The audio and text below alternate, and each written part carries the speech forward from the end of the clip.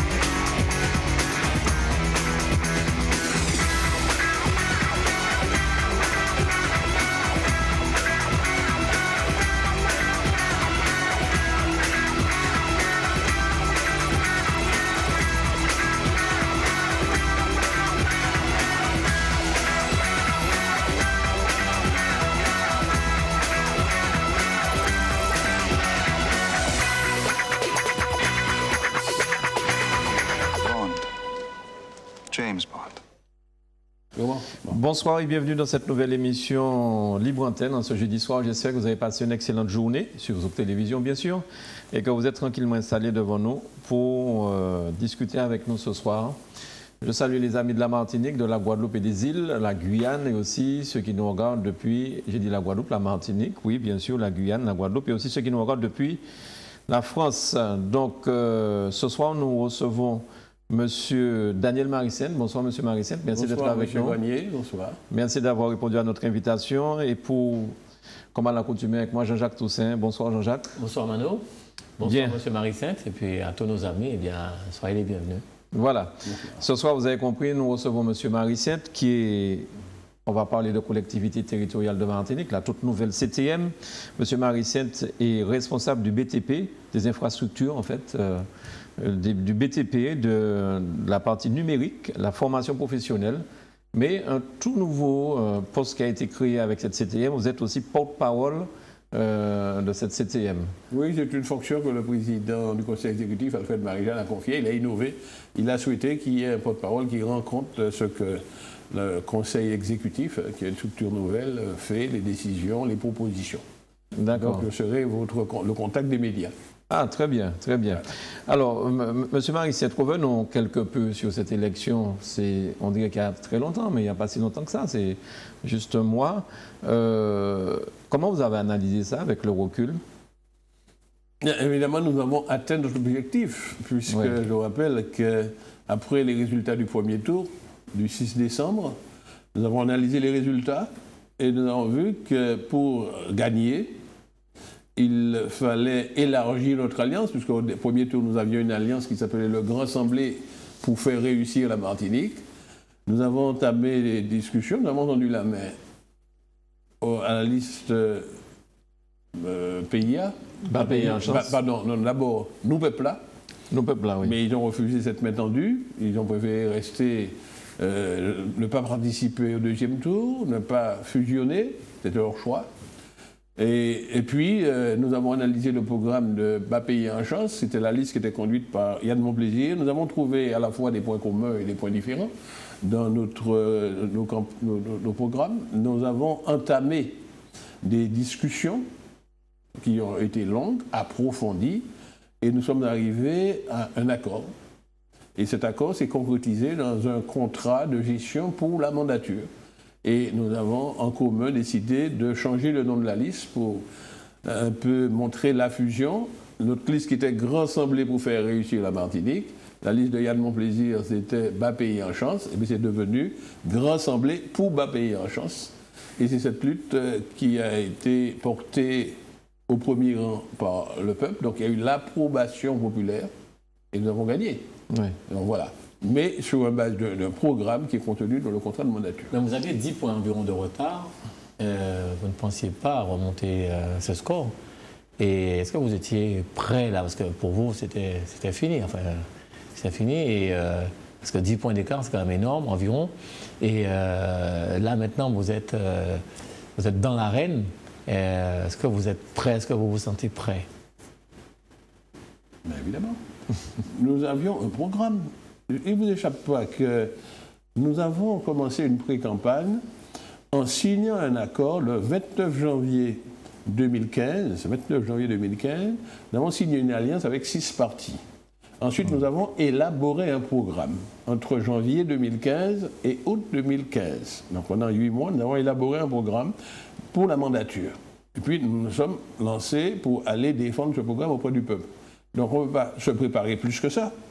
Donc un programme, c'était pour l'appliquer. Maintenant, pour pouvoir appliquer un programme, il faut avoir le soutien populaire et la majorité.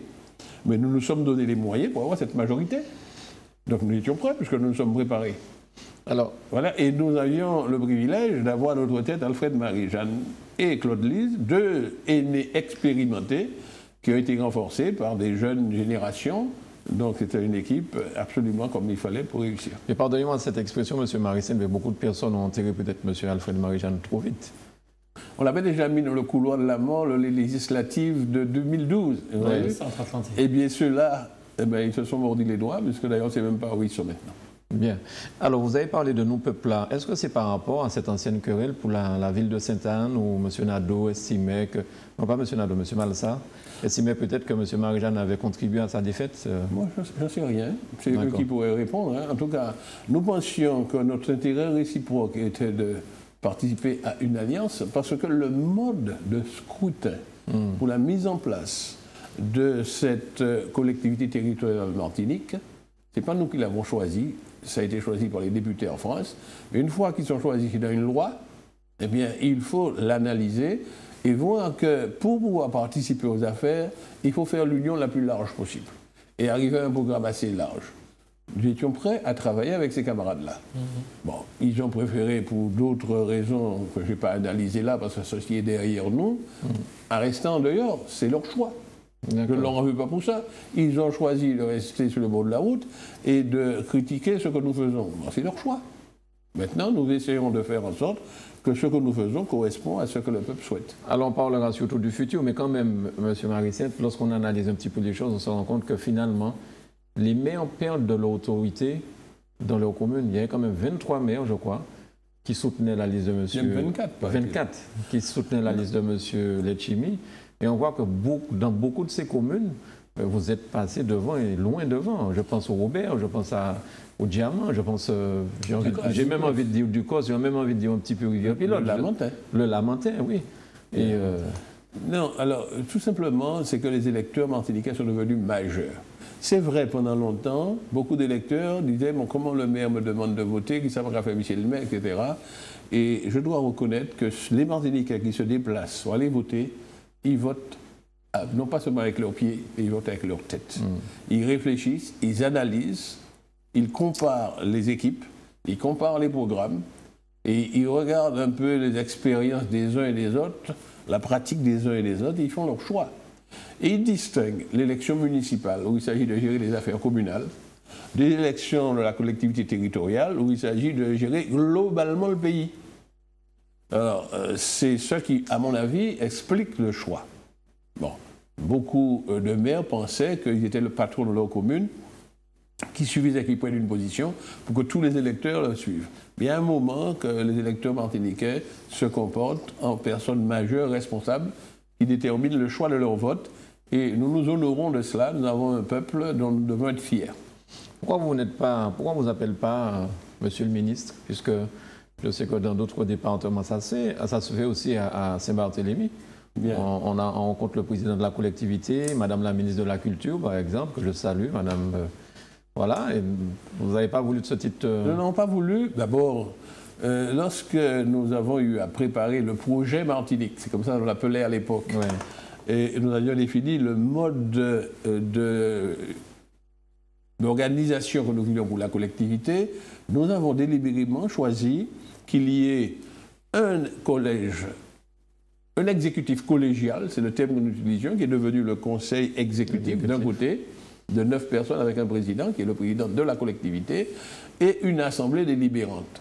Et nous n'avons pas choisi ce modèle-là. C'est vrai, dans la République française, il y avait les deux modèles. Le modèle de la Polynésie, on utilise le terme de ministre, ils sont dans l'article 74, qui est un article qui leur donne l'autonomie, et puis le projet de la Corse. Pour la Corse, il y a la CTC, la collectivité territoriale de Corse, ou en Corse, où d'ailleurs des indépendantistes viennent d'arriver au pouvoir, mais lorsqu'ils ont mis en place cette collectivité, ils ont choisi le concept de conseil exécutif et d'assemblée. Comme cette étape que nous vivons actuellement n'est pas l'étape ni de l'autonomie ni de l'indépendance, n'ont pas voulu faire croire au peuple qu'on y était déjà. Donc symboliquement, nous avons préféré, nous avons préconisé, et puis le Parlement a retenu cette proposition-là, qu'il y ait un conseil exécutif. Mais nous tenons à ce que ce soit collégial et une assemblée délibérante où là où on prend les décisions. C'est l'assemblée qui prend les décisions sur des propositions que le conseil exécutif lui fait, qui sont passées au crible du débat, des amendements. L'assemblée peut également prendre des initiatives. Et puis le conseil exécutif est chargé de mettre en œuvre ceux qui ont été décidés par l'assemblée. Ça nous convient tout à fait pour cette étape. Réservons les autres concepts pour les étapes futures de notre histoire. Donc c'est de façon trop tôt. Pardon ? Ça aurait pu effrayer peut-être. Je ne sais pas. Le fait de dire ministre, on aurait l'impression qu'on est déjà dans un pays. Oui, alors que ce n'est pas encore à l'étape où on est souverain. Et il y a la France qui fait les lois, qui détermine. Nous irons pas à pas. Nous ne dévions pas de notre objectif final, c'est stratégique.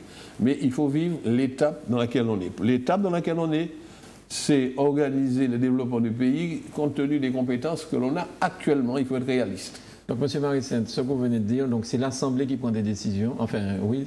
Elle délibère. Elle délibère et le Conseil exécutif, entre guillemets, exécute, c'est ça? C'est pas ça seulement. C'est pas ça seulement. Non, si vous voulez. Parce que je pensais que c'était l'inverse. Moi, je pensais que le Conseil exécutif décidait et qu'à la rigueur. Il propose.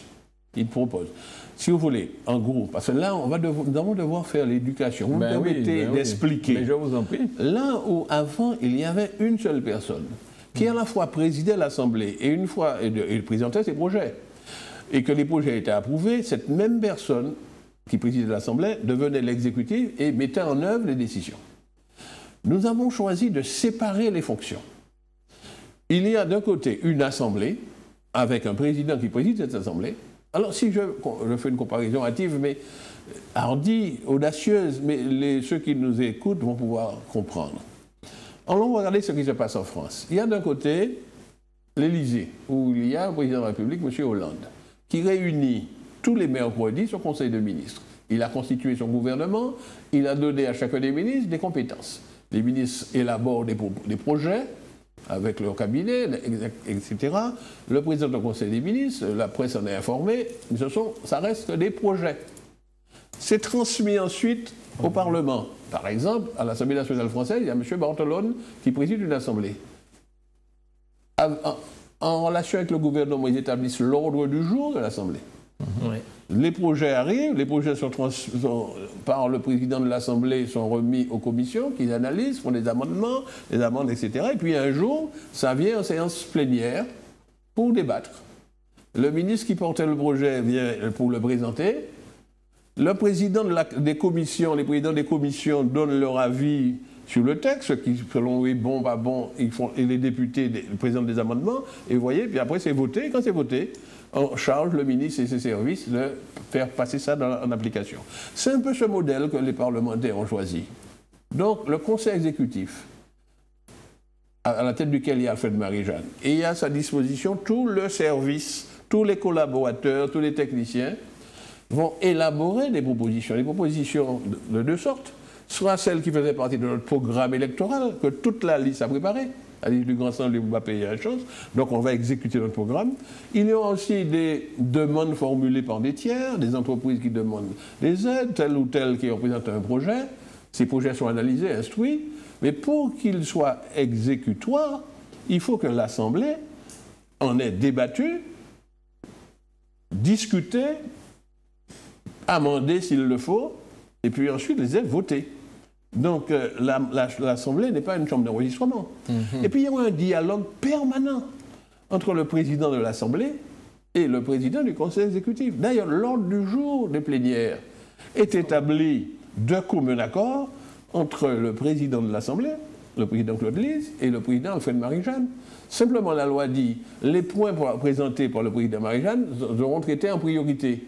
Mais rien n'empêche qu'il peut avoir des initiatives venant de l'Assemblée pour ajouter des points à l'ordre du jour et pour débattre. Mais vous comprenez bien que les points qui vont être ajoutés dans l'Assemblée, eh bien, il serait utile, avant que l'on les vote, qu'ils soient analysés par les services. Donc c'est pourquoi il y a un dialogue qui se fait entre les deux. Et comme aussi bien le président Lise que le président Marie-Jeanne ont été élus sous la même liste, donc le dialogue va se faire en interne. Et ce sera, nous espérons, en tout cas nous on travaille à ça, à chaque fois des points consensuels qui seront présentés à l'Assemblée. Et je rappelle que c'est dans l'Assemblée qu'il y a l'opposition, donc la minorité, et une confrontation d'idées entre les élus de l'opposition et ceux de la majorité à partir de propositions portées par la majorité. C'est ça la démocratie. Pendant la campagne électorale, j'avais cru comprendre, j'avais cru entendre d'ailleurs, que c'était le conseil exécutif qui décidait de tout et que l'Assemblée, à la rigueur, on pouvait même la réunir qu'une fois par an. C'était même pas... Donc là, aujourd'hui, là, je comprends un peu mieux le fonctionnement de ces deux institutions. Il va falloir réunir cette Assemblée souvent. Oui. Souvent. Et pour des séances longues, parce que toutes les décisions doivent être prises par l'Assemblée. Alors, c'est vrai que la loi dispose que l'Assemblée pourra prendre des délibérations cadres qui définissent tous les critères qu'il faut, par exemple, pour attribuer des aides. Oui. Mais c'est l'Assemblée qui va déterminer, et ensuite l'exécutif va devoir attribuer ces aides par des arrêtés délibératifs, c'est comme ça on le dit, hein, c'est-à-dire que le Conseil exécutif va se réunir pour appliquer les délibérations votées par l'Assemblée, un peu comme, regardons en France. Alors, évidemment, en France, c'est des lois qu'ils font. Le Parlement vote des lois, et puis à la fin des lois, on va charger le gouvernement de prendre des décrets pour les modalités d'application. C'est ça. Mais les décrets ne peuvent pas dire le contraire de ce que dit la loi.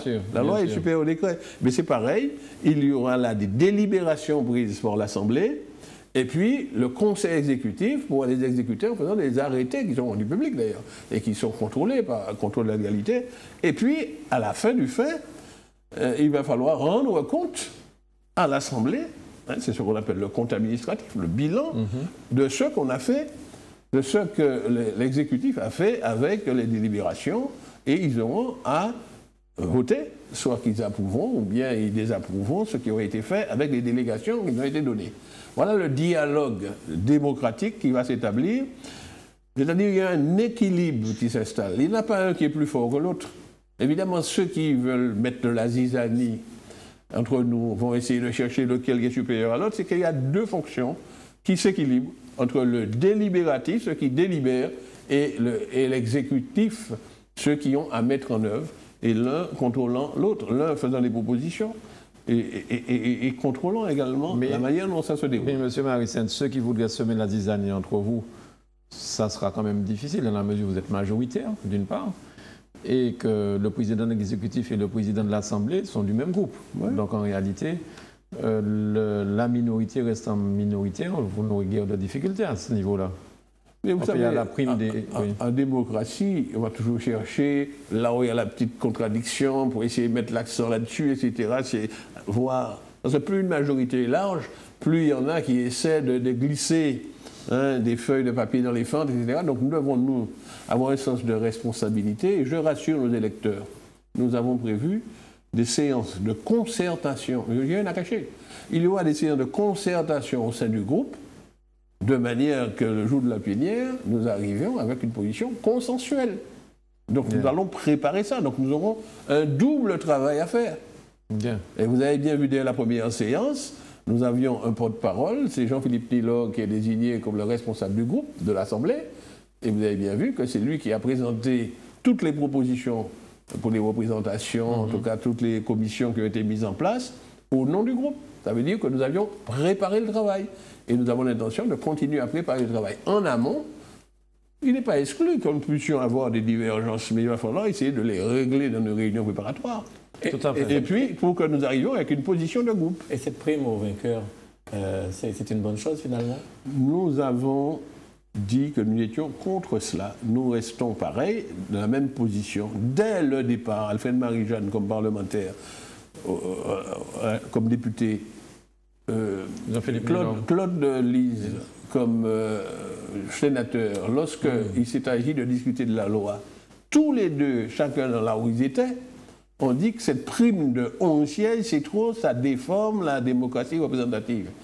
Maintenant, il se trouve curieusement, le parlementaire qui était le plus acharné à la réclamer s'est trouvé victime de cela.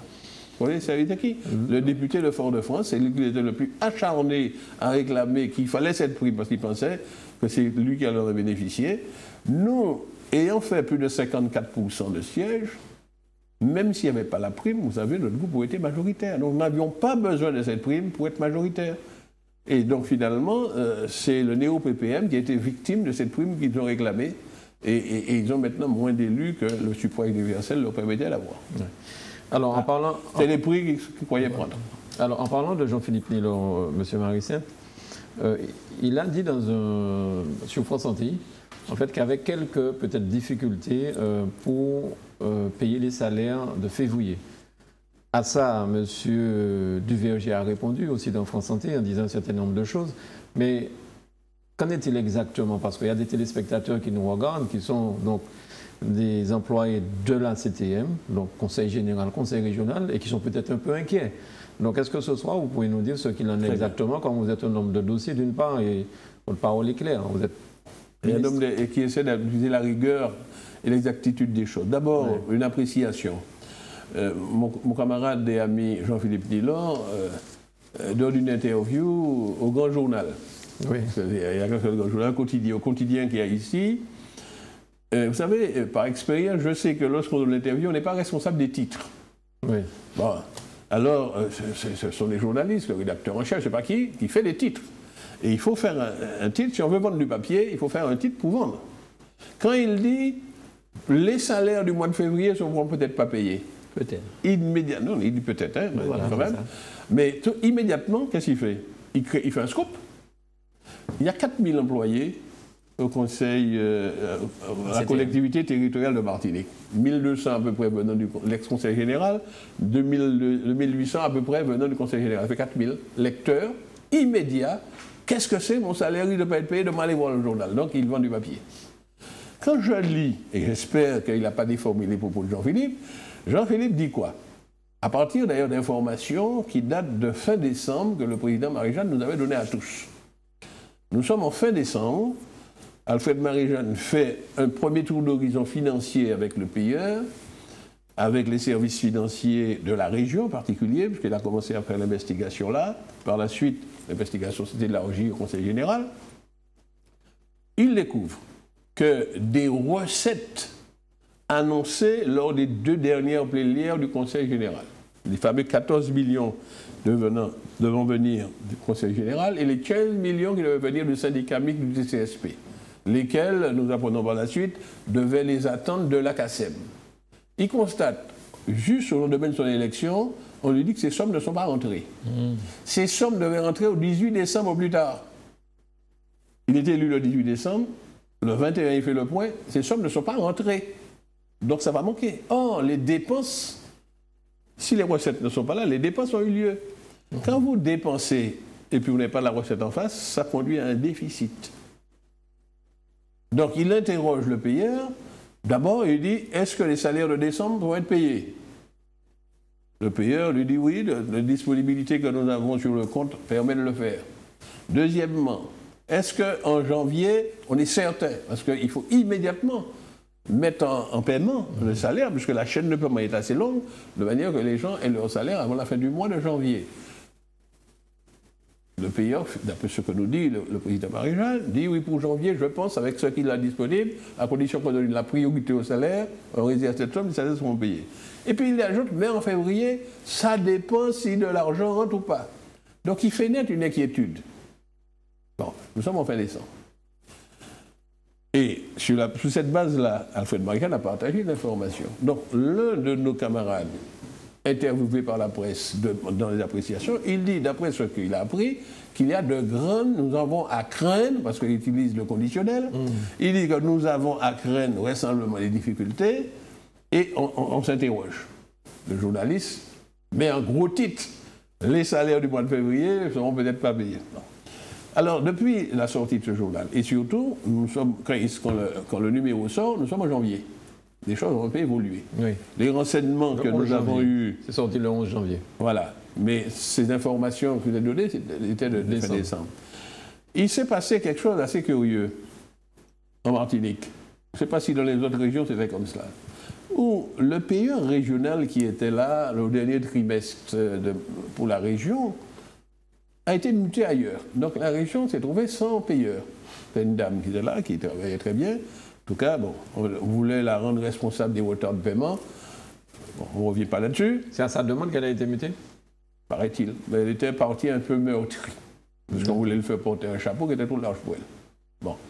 Bon, elle a d'ailleurs été intervenue lors d'une plénière pour dire que quant à elle, chez elle, les mandats ne restent pas plus de 6 jours. Que si on prend autant de temps, il faut aller chercher en amont, dans la chaîne de paiement, pourquoi il y a autant de temps de retard. Bon. Elle est allée ailleurs, peut-être dans les endroits où c'est plus pacifique, où elle serait mieux accueillie. L'État, c'est-à-dire le représentant du ministère des Finances sur notre territoire, ont décidé de nommer payeur régional celui qui exerçait déjà la fonction de payeur départemental. Donc, l'État a anticipé la CTM. Donc, le dernier trimestre de 2015, nous avions un payeur départemental qui est la même personne physique qu'un payeur régional. Donc lorsque le département doit de l'argent à la région, c'est la même personne qui doit prendre l'argent d'un côté sur un compte et le porter sur l'autre. On est obligé de constater qu'au moment où il donne l'information en fin décembre, il n'avait pas encore fait ce déplacement, il consiste à prendre de l'argent dans la poche gauche, la mettre dans la poche droite. Maintenant, une fois que c'est basculé, CTM, les deux comptes s'ajoutent. Donc c'est juste un jeu d'écriture, donc, paraît-il, les 14 millions que devait le Conseil général ont été supprimés de la ligne Conseil général et placés sur la ligne Conseil régional. Et le seul hic, si nos informations sont exactes, comme je suis en même temps conseiller communautaire, les sommes en provenance de la CACEM n'ont pas pu être mobilisées. La CACEM, au mois de décembre, se réunit pour regarder s'il peut voter une somme à verser au syndicat mixte du TCSP, de manière que le syndicat mixte verse au conseil régional. Eh bien, j'ai assisté au conseil communautaire de la CACEM, on n'a voté que 8 millions. Qui sont venus s'ajouter à 2 fois 2,5 millions qui avaient été votés au mois de novembre. Donc si je calcule bien, ça fait 2 fois 2,5, ça fait 5, plus 8, 13. Ça fait 13. Le seul hic, d'après mes renseignements, les 5 avaient déjà été versés au syndicat mixte, mais pas les 8. Jusqu'au moment où nous parlons, Les 8 ne sont pas arrivés au syndicat mixte, donc le syndicat mixte ne peut pas, eux, avoir versé à la région. Donc c'est de l'argent qui manque dans les caisses. Par contre, toutes les dépenses ont été faites. Donc, nous nous trouvons dans quelle situation où il y a davantage de dépenses à payer en 2015 qu'il n'y avait de recettes en 2015. Mais c'est ce qu'on appelle une situation de déficit. Alors, Alfred Marie-Jeanne, n'ayant pas encore le chiffre précis, n'a pas pu nous communiquer un chiffre précis, donc nous ne pouvons pas communiquer sur un montant précis. Au moins, comme porte-parole, je veux pouvoir donner des chiffres précis. C'est pour cela qu'il a été décidé, et je le fais savoir, qu'une évaluation précise de l'état de nos finances va être faite. Alors, c'est-à-dire un audit. Voilà, en termes techniques, ça s'appelle un audit. Mais pas avec le président Marie-Jeanne n'était pas très favorable à ça au départ. Il souhaite d'abord que le payeur donne son compte de gestion précis. Puisque c'est le payeur qui reçoit l'argent et c'est lui qui paye. Il encaisse et il décaisse. Donc il y aura le compte du payeur arrêté au 31 décembre, on va appeler ça le compte de gestion.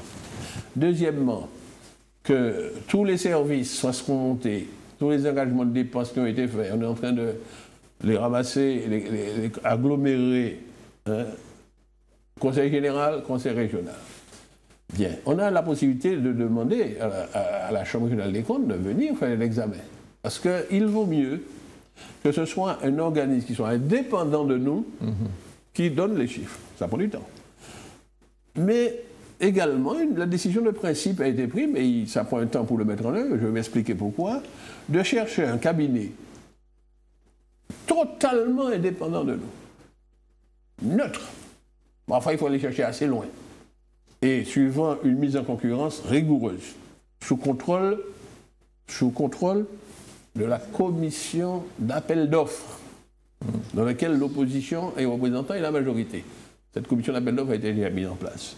Mais pour ce faire et choisir un cabinet, il faut rédiger un cahier des charges pour décider la mission qu'on va lui confier. Le cahier des charges est en train d'être préparé et un cabinet sera cherché. Et on va pouvoir sortir des chiffres que nous souhaitons voir incontestables et qui donnera la vérité. Mais il y a déjà une vérité qui est déjà immédiate, c'est qu'il y a des factures en souffrance depuis longtemps qui ne peuvent pas être honorées parce que la disponibilité de la caisse n'est pas suffisante. Alors, c'est vrai que les rapprochements ont été faits avec les représentants de l'État, parce que dans le système français, c'est le trésor public qui ramasse tout l'argent des taxes et des impôts pour le compte des collectivités, et puis ensuite qu'il les reverse par la règle de mensualité. L'octroi de mer, les taxes sur les carburants, les taxes sur les cartes grises, les taxes sur les alcools, tout ça, c'est la douane, le service des finances, qui ramasse tout ça, et chaque mois, nous devons recevoir de l'argent. Donc, il est aussi prévu qu'en cas de difficulté, que l'on puisse demander à l'État de faire une avance sur recettes. Oui.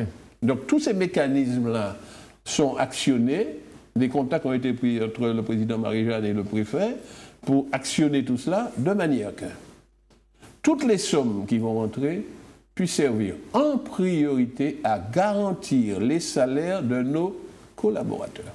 Je leur donne la parole au nom du président Marie-Jeanne et au nom du conseil exécutif. Nous en avons encore parlé ce matin au conseil exécutif, que nous nous réunissons tous les jeudis. Nous avons dit qu'il faut donner une priorité parce que les salaires, c'est des créances super privilégiées. Donc c'est l'engagement que nous prenons. Vous avez choisi le jeudi? Le président Marie-Jeanne a choisi le jeudi. Tous les jeudis, on se réunit.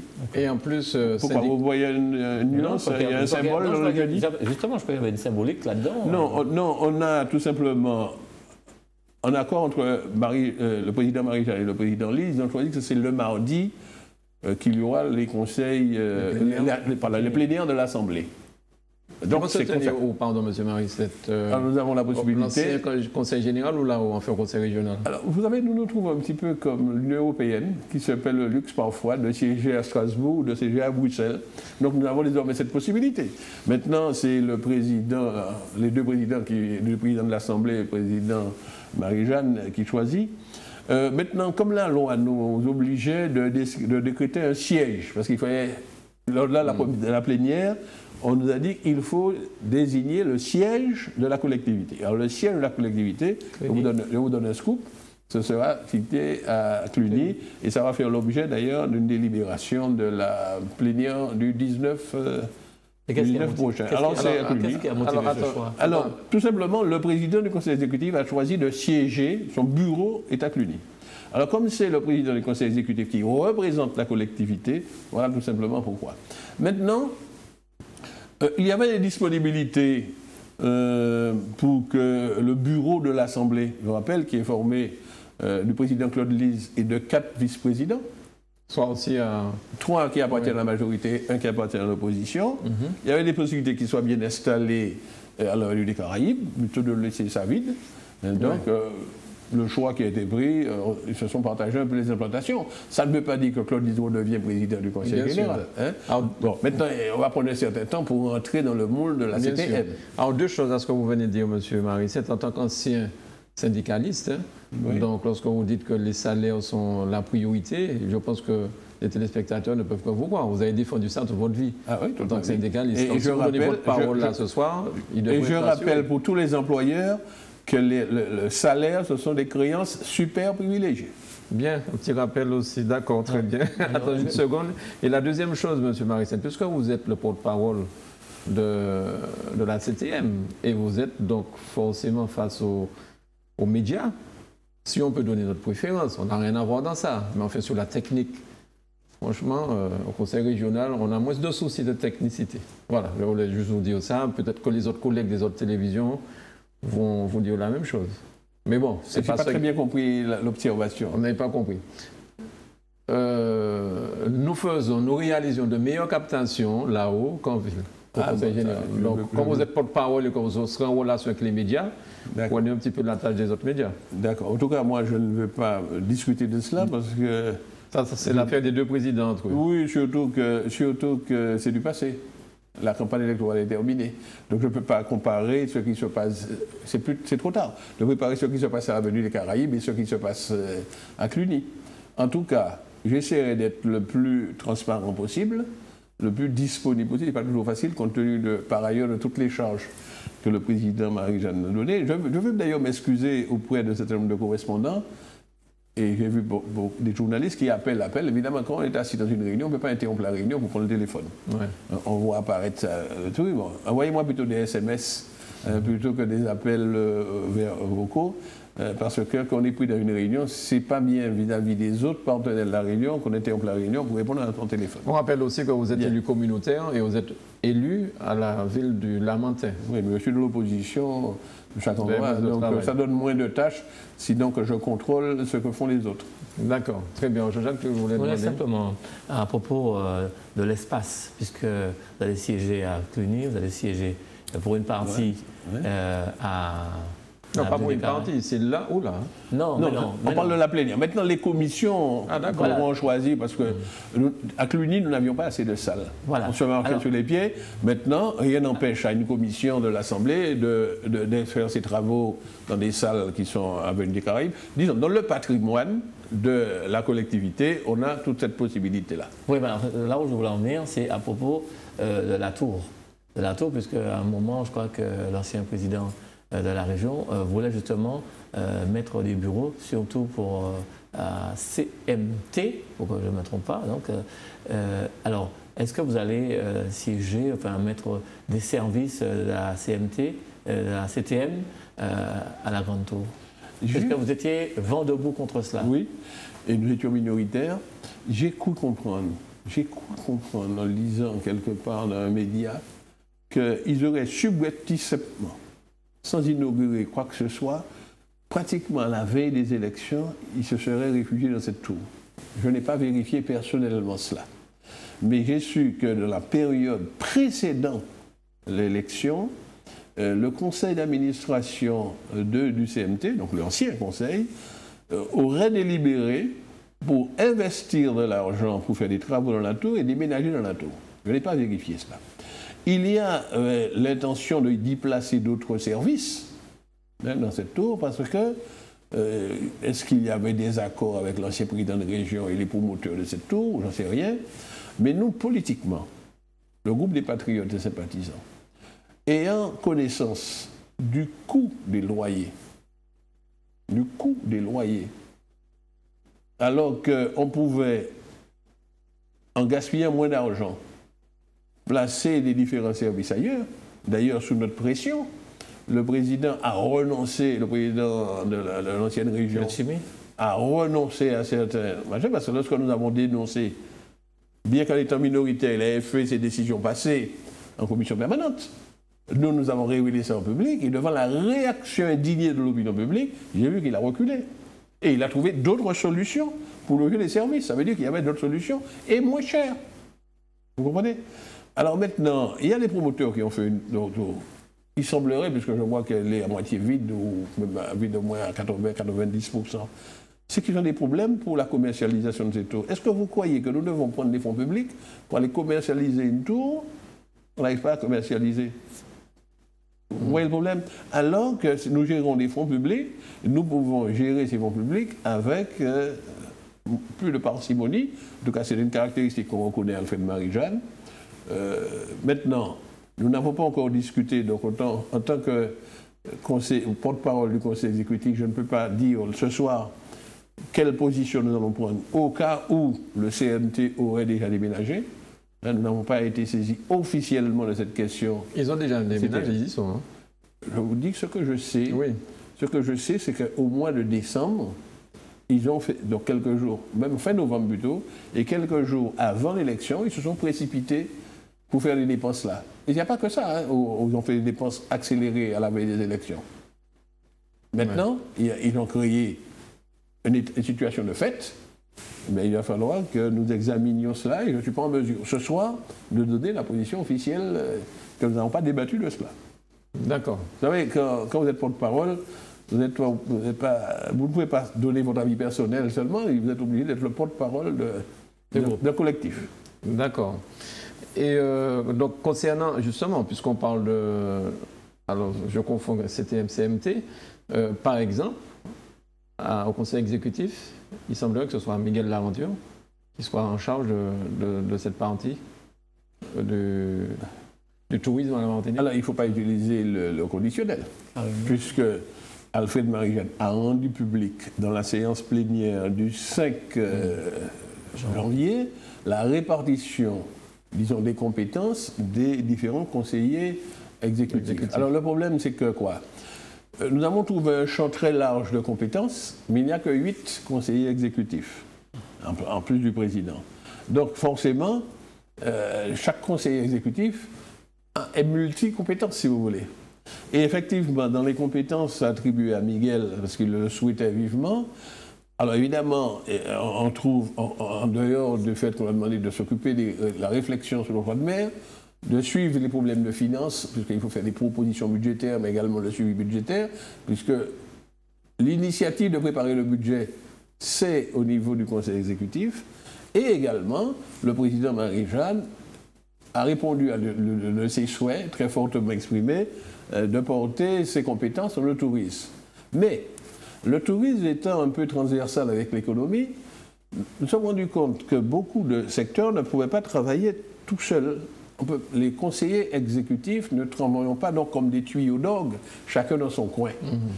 Il y a des fonctions qui sont transversales. C'est pour cela que nous nous rencontrons souvent, parce qu'il y aura des sujets qui seront menés ensemble. Mais en plus, chaque conseiller exécutif va devoir travailler avec la commission sectorielle compétente de l'Assemblée qui s'occupe du même secteur. Donc vous maintenez ça, la commission sectorielle est maintenue? Ah si, mais c'est la loi qui l'oblige. Les commissions sectorielles sont dans l'Assemblée, puisque c'est eux qui auront analysé les projets pour élaborer l'avis de l'Assemblée. Donc, il faut qu'il y ait donc un partenariat, un dialogue. Par exemple, moi, je m'occupe de la formation professionnelle au Conseil exécutif, mais il y aura une commission de formation professionnelle. Donc, il faut qu'il y ait un dialogue pour que nous expliquions nos propositions, que je prenne en compte leurs propositions, etc., pour qu'on arrive à un consensus. Parce que nous souhaitons arriver à des consensus ou dégager une position majoritaire. Donc, il faut travailler à l'état. Qui va le faire entre l'exécutif et l'Assemblée? Un petit peu comme le Sénat et le... C'est l'Assemblée qui vote. Non, non, c'est pas comme, c'est pas comme les députés. Non, c'est comme un gouvernement. D'accord. Hein, un gouvernement et un Parlement. D'accord. En définitive, c'est le Parlement qui vote. En définitive. D'accord. Maintenant, un gouvernement, s'il veut durer, il faut qu'il arrive à trouver un accord avec sa majorité. Ben, on voit ce que ça donne. Avec sa majorité. Ouais. Donc c'est pour cela qu'il y a l'obligation du dialogue permanent, au moins entre la majorité et le conseil exécutif. D'accord. Puisque le conseil exécutif ne peut pas faire passer quelque chose contre la majorité, c'est pas possible. D'accord. Alors, Aurélie est là, que nous avons eu ici, qui à Zop Télévision, qui nous donnait un coup de main à Zop Télévision. Elle est responsable de quel secteur, Aurélie? Alors Aurélie, bon, c'est notre Benjamin, Oui. qui fait ses premiers pas à cette responsabilité. Et elle s'occupera des affaires juridiques, mais surtout, non, pas des affaires juridiques, excusez-moi. Université. Voilà, l'enseignement supérieur, Oui. la recherche. Parce que n'oubliez pas, elle est une universitaire. Tout à fait. Il y a quelques mois de ça, elle était vice-présidente pour représentant les étudiants à l'université. C'est une jeune doctorante. Et elle s'occupera de ça, mais également, je lui ai demandé de regarder un peu les problèmes de la jeunesse. Et elle viendra me donner un coup de main pour les problèmes de formation professionnelle aussi. Elle veut s'intéresser à cela parce que les problèmes de formation dans notre pays, c'est beaucoup de problèmes des jeunes. Donc, elle nous donnera son point de vue. Voilà une transversalité, Voilà, par voilà une exemple. transversalité. Donc, elle a des problèmes en propre, mais j'ai proposé que nous travaillions le commun accord, en particulier sur les domaines de la formation. Très bien. Là, qui s'occupe de la culture? Alors, la culture a été rejointe au patrimoine et c'est Marie-Hélène Léotin, Bien. qui est une dame de culture. Oui, bien sûr. On oublie que c'est une professeure agrégée d'histoire, donc il y a une grande culture, qui était déjà dans la commission culture, dans l'ancienne conseil régional, qui était administrateur du campus Carbet des Arts, donc c'est elle qui a accepté de s'occuper du domaine de la culture et du patrimoine. Ah ben tiens, c'est l'occasion pour nous, au comité carnaval de la Martinique, de venir voir Mme Léotin et de mettre en place un plan, mon cher Mano, pour que la reine de la Martinique participe justement à l'économie de la Martinique à travers le tourisme, par exemple, et faire en sorte que la reine de la Martinique ne soit pas cantonnée que pendant le carnaval qu'on la voit seulement, mais tout au long de l'année, il faudra qu'on mette en place quelque chose. Absolument. Donc, En tout cas, vous avez l'interlocuteur. Absolument. Je ne sais pas si elle aura eu le temps, parce que le carnaval là, de pas pour cette année. Mais, voilà. Donc, Alors, mais en tout cas, voilà. Il faut savoir que chaque conseil exécutif sont un petit peu les interlocuteurs des partenaires. Ils constituent une porte d'entrée dans chaque domaine de compétences pour les partenaires extérieurs.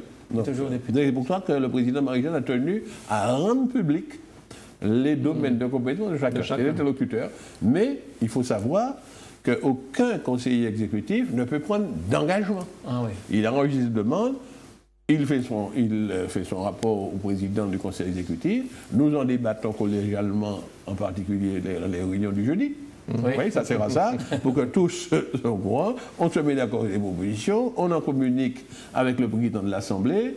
Il y a un débat qui se fait, et pour ensuite que ça soit décidé pour que ça devienne exécutoire.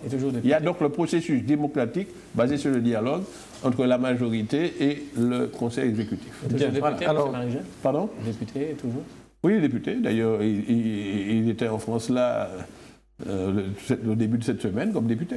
Alors justement, en plus de ce voyage comme député, Sophie Davant, qui anime une émission sur France 2, toute une histoire pour tonifier, dynamiser une émission. Elle voulait recevoir, enfin je vais faire au cours, M. Alexis Ossulé qui a sorti un livre, et M. Ossulé tenait à voir M. Marie-Jeanne parmi les invités, puisque je crois qu'il avait droit à 5 invités. Ne voilà-t-il pas que ça a complètement capoté et du coup l'émission a été annulée, semble-t-il. Et là, les gens s'interrogent, est-ce que c'est parce que le président Marie-Jeanne, élu indépendantiste, aurait participé à une émission, alors que bon, c'est le nouveau président de la CTM, c'est quand même une nouvelle collectivité. Monsieur Ossulé dit qu'il a écrit au CSA, le Conseil supérieur de l'audiovisuel, et qu'il a écrit aussi au directeur général de Réservoir Prône pour connaître le fin mot de cette histoire qui est jusqu'à là sans réponse. Quel est votre sentiment sur ça, M. Marissette? Alors, j'ai eu les échos de la presse, j'ai lu, puisqu'il y a l'article que vous venez de lire, et puis le numéro du jour suivant est revenu. Oui. C'est un article qui a été pris par France Antilles, publié par France Antilles. celui d'hier et celui d'aujourd'hui. Bien sûr. Et c'est un article du correspondant de France Antilles à Paris. En plus, c'est titré Alfred Marie-Jeanne intrus à France Télévisions, voilà, parce que vous parliez des gros titres. Voilà, le titre du journal. Alors, quand j'ai vu ça, je me suis indigné et j'ai vu la réponse d'Alfred Marie-Jeanne. Moi, je trouve ça, je suis indigné. Voilà un député devenu président à plus de 54%. Plus de 54% des électeurs martiniquais l'ont mis président. À la tête d'une alliance consensuelle, large. Il est invité à participer à une émission qui sera diffusée par France Télévisions. Une chaîne publique. France Télévisions. Une chaîne française. France Télévisions. Publique. Payée avec l'argent des contribuables. Public. Qui, en principe, doit observer la pluralité des opinions. Et son opinion est d'autant plus légitime qu'elle est sortie majoritaire en Martinique. Dans le programme de ce qu'il a prévu lors de ce déplacement à Paris, il a inclus cette invitation. Comme elle est invitée, il y a une personnalité martiniquaise qui est invitée à une émission. Il est indiqué à cette personnalité que vous pouvez, à votre tour, inviter, et si je crois à l'article, 5 personnes. Et cette personnalité, c'est un avocat de renom, qui est avocat de barreau de Paris et en même temps de Fort-de-France, qui vient d'écrire un livre sur son autobiographie, si je peux dire, et qui invite. Pour des raisons qui m'échappent, le président de tous les Martiniquais vient de recevoir une gifle. Moi, je vis ça comme cela. Et j'exige des excuses de la part de ces personnes qui ont porté atteinte à l'honneur de la Martinique. Je suis sûr que même les Martiniquais qui n'ont pas voté Marie-Jeanne, mais qui estiment que les responsables en France doivent nous respecter, parce que pendant des siècles et des siècles, nous avons été méprisés. On nous a réduits en esclavage. On nous a dit en 1848, on devenait l'égalité, fraternité. Mais je suis persuadé qu'on n'aurait jamais fait ça à un président d'une des régions de France. C'est sûr. Surtout qu'il n'y en a aucun qui a été élu en France avec 54%. Ou même de la Martinique, si ça avait été un autre. Vous comprenez? Je ne sais pas. Mais en tout cas, je vois ça déjà comme cela. Alfred Marie-Jeanne est légitimé par un suffrage universel. Personne n'a contesté la manière dont les élections ont été organisées. Dans les 34 communes, ce n'est pas les leaders de la liste BAPI Arrechos qui ont organisé les élections. Peut-être sauf Ogomonde, qui est votre commune, où le maire était sur notre liste. C'est le seul endroit, on dit que c'est cette municipalité qui organise. Mais dans toutes les autres communes, ce n'est pas nous qui organisons. Donc on ne peut pas mettre en doute le résultat électoral. Hein? Et ces responsables-là, parce qu'on leur a proposé la présidence, l'éviter le président de la collectivité territoriale de Martinique, on refuse. Mais c'est incroyable, quoi. Alors, Alexis, donc, je proteste contre ça, je suis indigné de cela, et je l'ai fait savoir d'ailleurs sur ma page Facebook. Et Alexis Ossulé répond à Réservoir Point, donc ceux qui organisent cette émission, qu'il préfère renoncer à l'émission, alors que l'émission c'était quand même pour quelque part donner un coup, pour son livre. Il préfère renoncer à l'émission plutôt qu'à son amitié avec Alfred Marie-Jeanne. En tout cas, il s'est comporté, il a défendu la dignité martiniquaise, Alexis Ossulé. Bien. Je ne connais pas sa tendance politique, je l'ai connu quand il faisait de la politique, il était un homme de droite. Mais je constate que c'est un Martiniquais fier et il va continuer à regarder les autres à hauteur d'homme. Et il a fait savoir qu'il est d'abord un homme. Et je le félicite pour ça. Bien. Alors, vous savez qu'aujourd'hui, nous avons eu plusieurs alertes à la bombe. Est-ce que vous craignez un petit peu que ces événements de Paris puissent se reproduire ici, M. Marie-Sainte? On ne peut juger de rien. Vous savez qu'il y a des terroristes, hein, c'est comme ça qu'il faut les appeler par leur nom, parce que pour faire passer leur idéologie, ils sèment la terreur chez ceux qui ne sont pas d'accord avec eux. La France a pris des positions et ils entendent faire payer à la France. Ça. Alors il se trouve que nous faisons partie des possessions françaises, donc il n'est pas exclu qu'ils cherchent, en nous attaquant par notre biais, attaquer les intérêts français. Donc, nous n'avons jamais manifesté notre désaccord lorsque le plan Vigipirate s'est étendu jusqu'à ici. Et même lorsqu'il y a eu les attentats les derniers attentats, pendant la campagne électorale, ou la pré-campagne plutôt, nous avons suspendu. C'était déjà la campagne. C'est ça. Nous avons suspendu notre campagne pendant 2 jours. C'est vrai. Parce que, en solidarité avec les victimes de Paris, mais aussi pour dénoncer cette pratique de la terreur.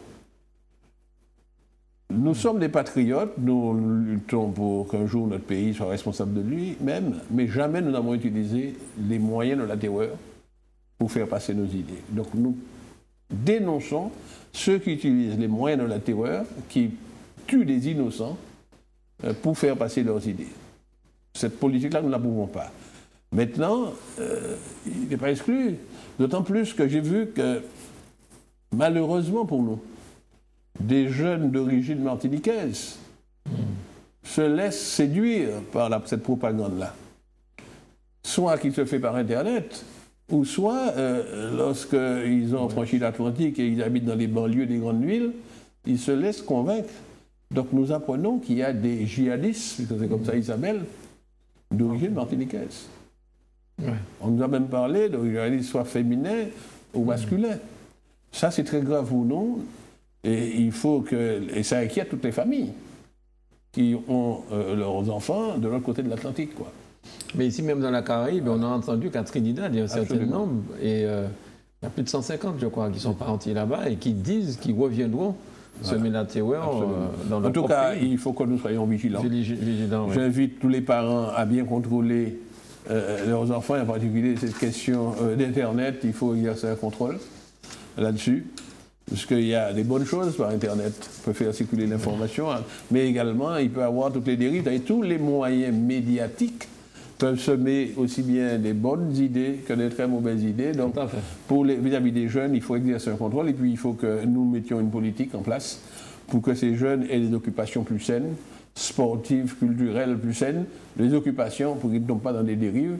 C'est notre responsabilité d'adulte et en particulier notre responsabilité d'élu. Alors depuis quelque temps, on sent une accélération dans l'affaire Serekmia. On a vu qu'RFO a diffusé 2 épisodes sur l'affaire Serekmia. Certains ont même été très interrogatifs sur ce brusque courage, semble-t-il. Ensuite, on a aussi entendu qu'il y a eu 3 mises en examen. Et il y a un de ces mis en examen qui doit remettre son passeport, il ne peut pas quitter le territoire, parce que c'est Célimène, je crois. Est-ce que, quelque part, le changement à la 7e peut être l'explication? J'ai été surpris par quelque chose qui s'est produit, un climat qui a changé après le 13. Dès le 14, les personnes que nous rencontrons le 14 décembre, ils exprimaient un sentiment de libération. J'étais surpris de ça. Il y a un certain nombre de personnes qui se sentaient opprimées, ayant peur de parler, comme s'il y avait une terreur qui régnait, et puis ils se sentent libérés. Honnêtement, ça m'a sidéré, ça. Évidemment, j'étais très content, quoi, en même temps. Mais je ne pensais pas qu'il y avait cette chape que l'équipe qui était au pouvoir, et qui était au pouvoir partout, au pouvoir à la région, au pouvoir au Conseil général, au pouvoir à la CACEM, au pouvoir un peu partout, et qu'ils arrivaient à étouffer tout. Ils avaient même, on disait, certains médias à leur botte, et puis un sentiment de libération. Puisque c'était une équipe que lorsque, sur le service public, il y avait des reportages qui ne plaisaient pas, n'hésitaient pas à saisir les plus hautes autorités. Je me rappelle comme le journaliste Serge Billet, d'origine africaine et qui habite ici, pour moi qui est devenu pratiquement martiniquais, ayant fait un reportage dans sa libre conscience de journaliste, il a été fustigé par les hauts responsables de l'équipe qui était là avant nous. Moi j'étais sidéré. Et même l'un des élus a écrit sur Internet des propos qui me paraissent fascistes, quoi. Alors que ces journalistes et que cette opinion publique éprouvent un sentiment de libération, bon, ça peut se comprendre. Alors, est-ce que c'est ce qui a rendu de l'audace? Peut-être, hein, dans ce climat-là. C'est comme un petit peu lorsqu'il y a eu 1981, le 10 mai 81 à Paris, on a vu le lendemain une série de choses se faire à la télévision qui ne se faisaient pas avant l'élection de Mitterrand. Alors j'ai comparé ça, la comparaison peut être tardive, mais en tout cas, J'ai comparé cela. Maintenant, la justice. On a beau nous dire qu'il y a une séparation entre le pouvoir judiciaire et le pouvoir exécutif. En France, c'est la séparation des pouvoirs. Quand même, les procureurs sont nommés par le ministre. Et je suis persuadé, quoi qu'on dise, qu'ils reçoivent des instructions pour bloquer telle affaire, débloquer telle affaire, etc. Alors, effectivement, il y a un mystère. Pourquoi des affaires sont enterrées, chirurgie, j'en sais rien, je n'ai pas d'analyse. Je suis obligé de faire comme tout le monde. Oui. Constater qu'au lendemain de l'élection, la parole se libère sur le service public de radio-télévision et que la justice, enfin, se met en route. Puisque depuis très longtemps, l'opinion publique réclame la vérité sur cette affaire de Seregmia. Je rappelle que nous avons joué un petit rôle au poste où nous étions. Je rappelle qu'il y avait un dossier qui devait passer à la région et qui ne nous paraissait pas conforme. Les règles de la hiérarchie à l'université n'avaient pas été respectées. Les dossiers nous étaient arrivés au conseil régional sans le visa de la présidente, mais directement porté et transmis par Seregmia et signé par une autorité qui n'avait pas délégation à ce moment-là pour représenter l'université.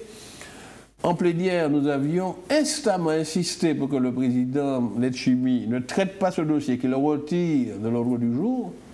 Il a passé outre, il a fait voter. Et puis, quelque temps après, la présidente de l'université, Mme Corinne Mancé-Caster, a envoyé un courrier pour dire qu'elle désapprouvait ce dossier, que ce dossier était arrivé au conseil régional, sans que ni elle ni son conseil d'administration en soient informés.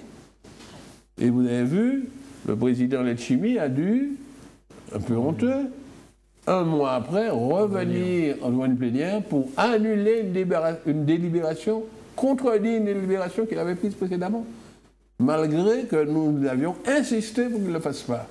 Eh bien, il s'agissait d'une délibération pour attribuer et des fonds régionaux et des fonds européens à ce laboratoire Seregmia, alors que le rapport de la Chambre régionale des comptes, le rapport de l'inspection générale de l'éducation nationale et de la recherche était déjà tombé, et que le rapport du Sénat était imminent.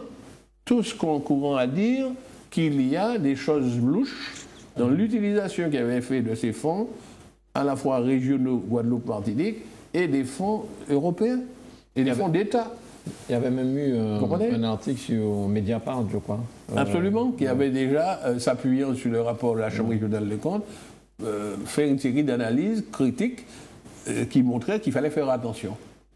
D'autant plus que le même président de région était déjà intervenu en faveur de Seregmia auprès de son collègue de la Guadeloupe, qui, à l'époque, gérait les fonds européens dits Interreg, c'est-à-dire les fonds qui cherchent à la coopération caribéenne, était à l'époque géré par l'autorité de gestion, c'était le président de la région Guadeloupe.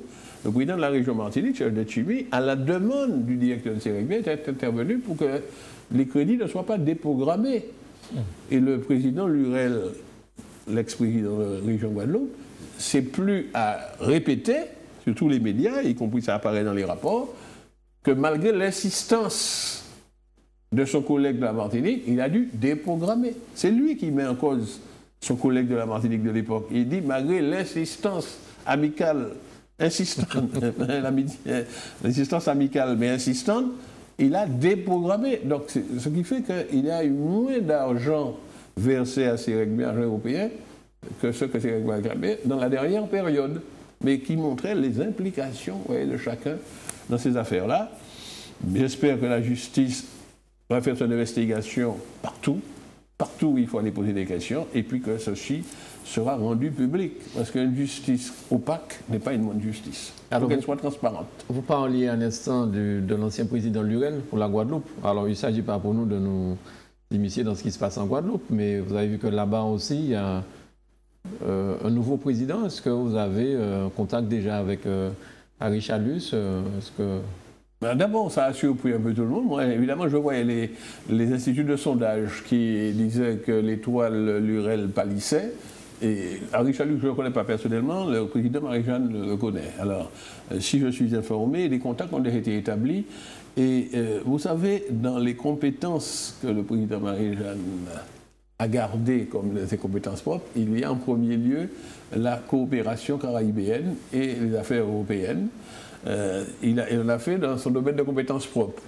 Donc il a réparti les compétences, mais celle-là. Donc il a déjà établi donc, des contacts. Des contacts ont été établis entre eux, de même que des contacts ont été établis avec les chefs d'État de la Caraïbe qui siègent dans l'AEC ou dans les autres agences internationales de coopération.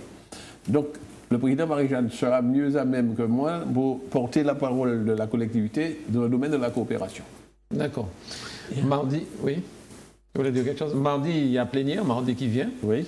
Il y a plénière. Est-ce que vous pouvez nous dire un petit peu l'ordre du jour de cette plénière? Oui, c'est encore une plénière réglementaire. La première, c'était pour mettre en place déjà des commissions obligatoires, commission d'appel d'offres, commission de jury de maîtrise d'œuvre, d'aller mettre en place la commande publique, donner des délégations pour permettre au président du conseil exécutif de fonctionner, donc c'était réglementaire, et puis donner l'autorisation de commencer à engager des dépenses. Mais aussi d'ester en justice, je crois. Pardon? D'ester en justice. Oui, oui, c'est la délégation de compétences qu'on lui donne. Alors, est-ce que ça veut dire, parce qu'il semblerait qu'il y ait eu des choses bizarres qui se soient passées à la région, il y a des photos et des choses comme ça, est-ce que le président Marie-Jeanne portera plainte? En tout cas, il a désormais la capacité de le faire.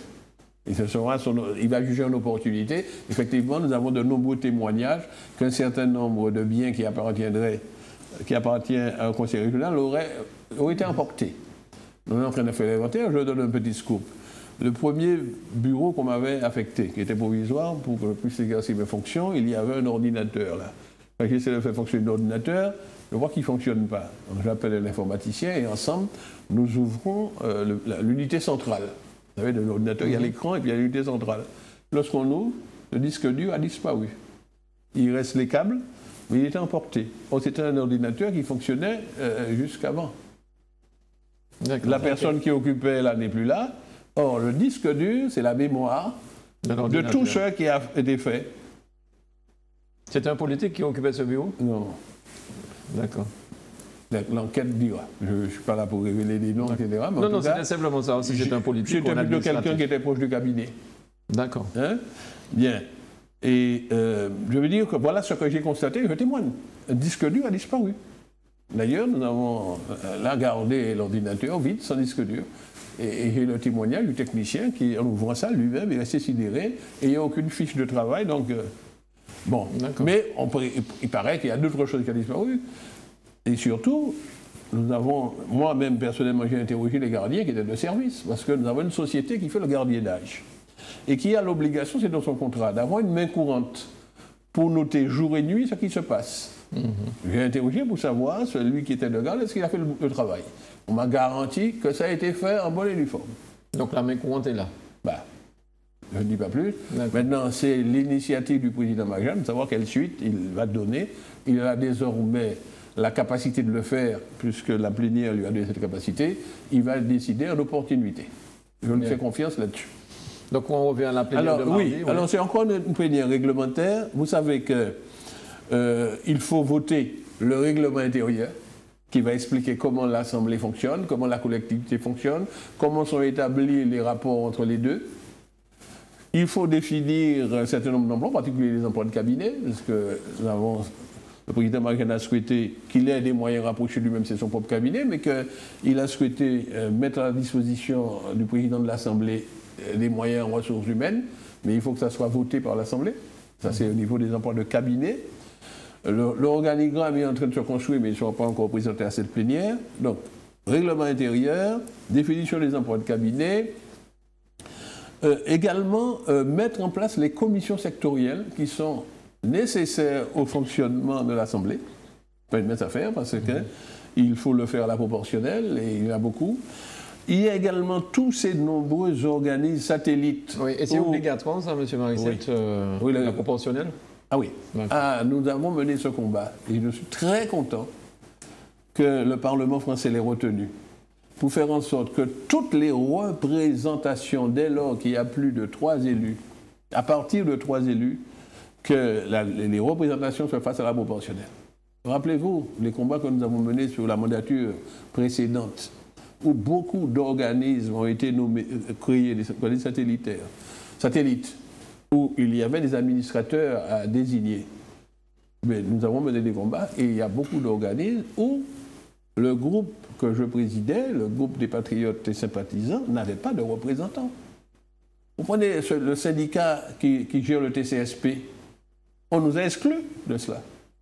Toutes les SEM, les sociétés publiques qui ont été créées, on a créé beaucoup de SEM, beaucoup de sociétés publiques locales, on nous a soigneusement exclus de ça. Nous ne savons pas ce qui s'y passe. Et c'est actuellement, nous sommes en train de découvrir que c'était des endroits où on gaspillait beaucoup d'argent public.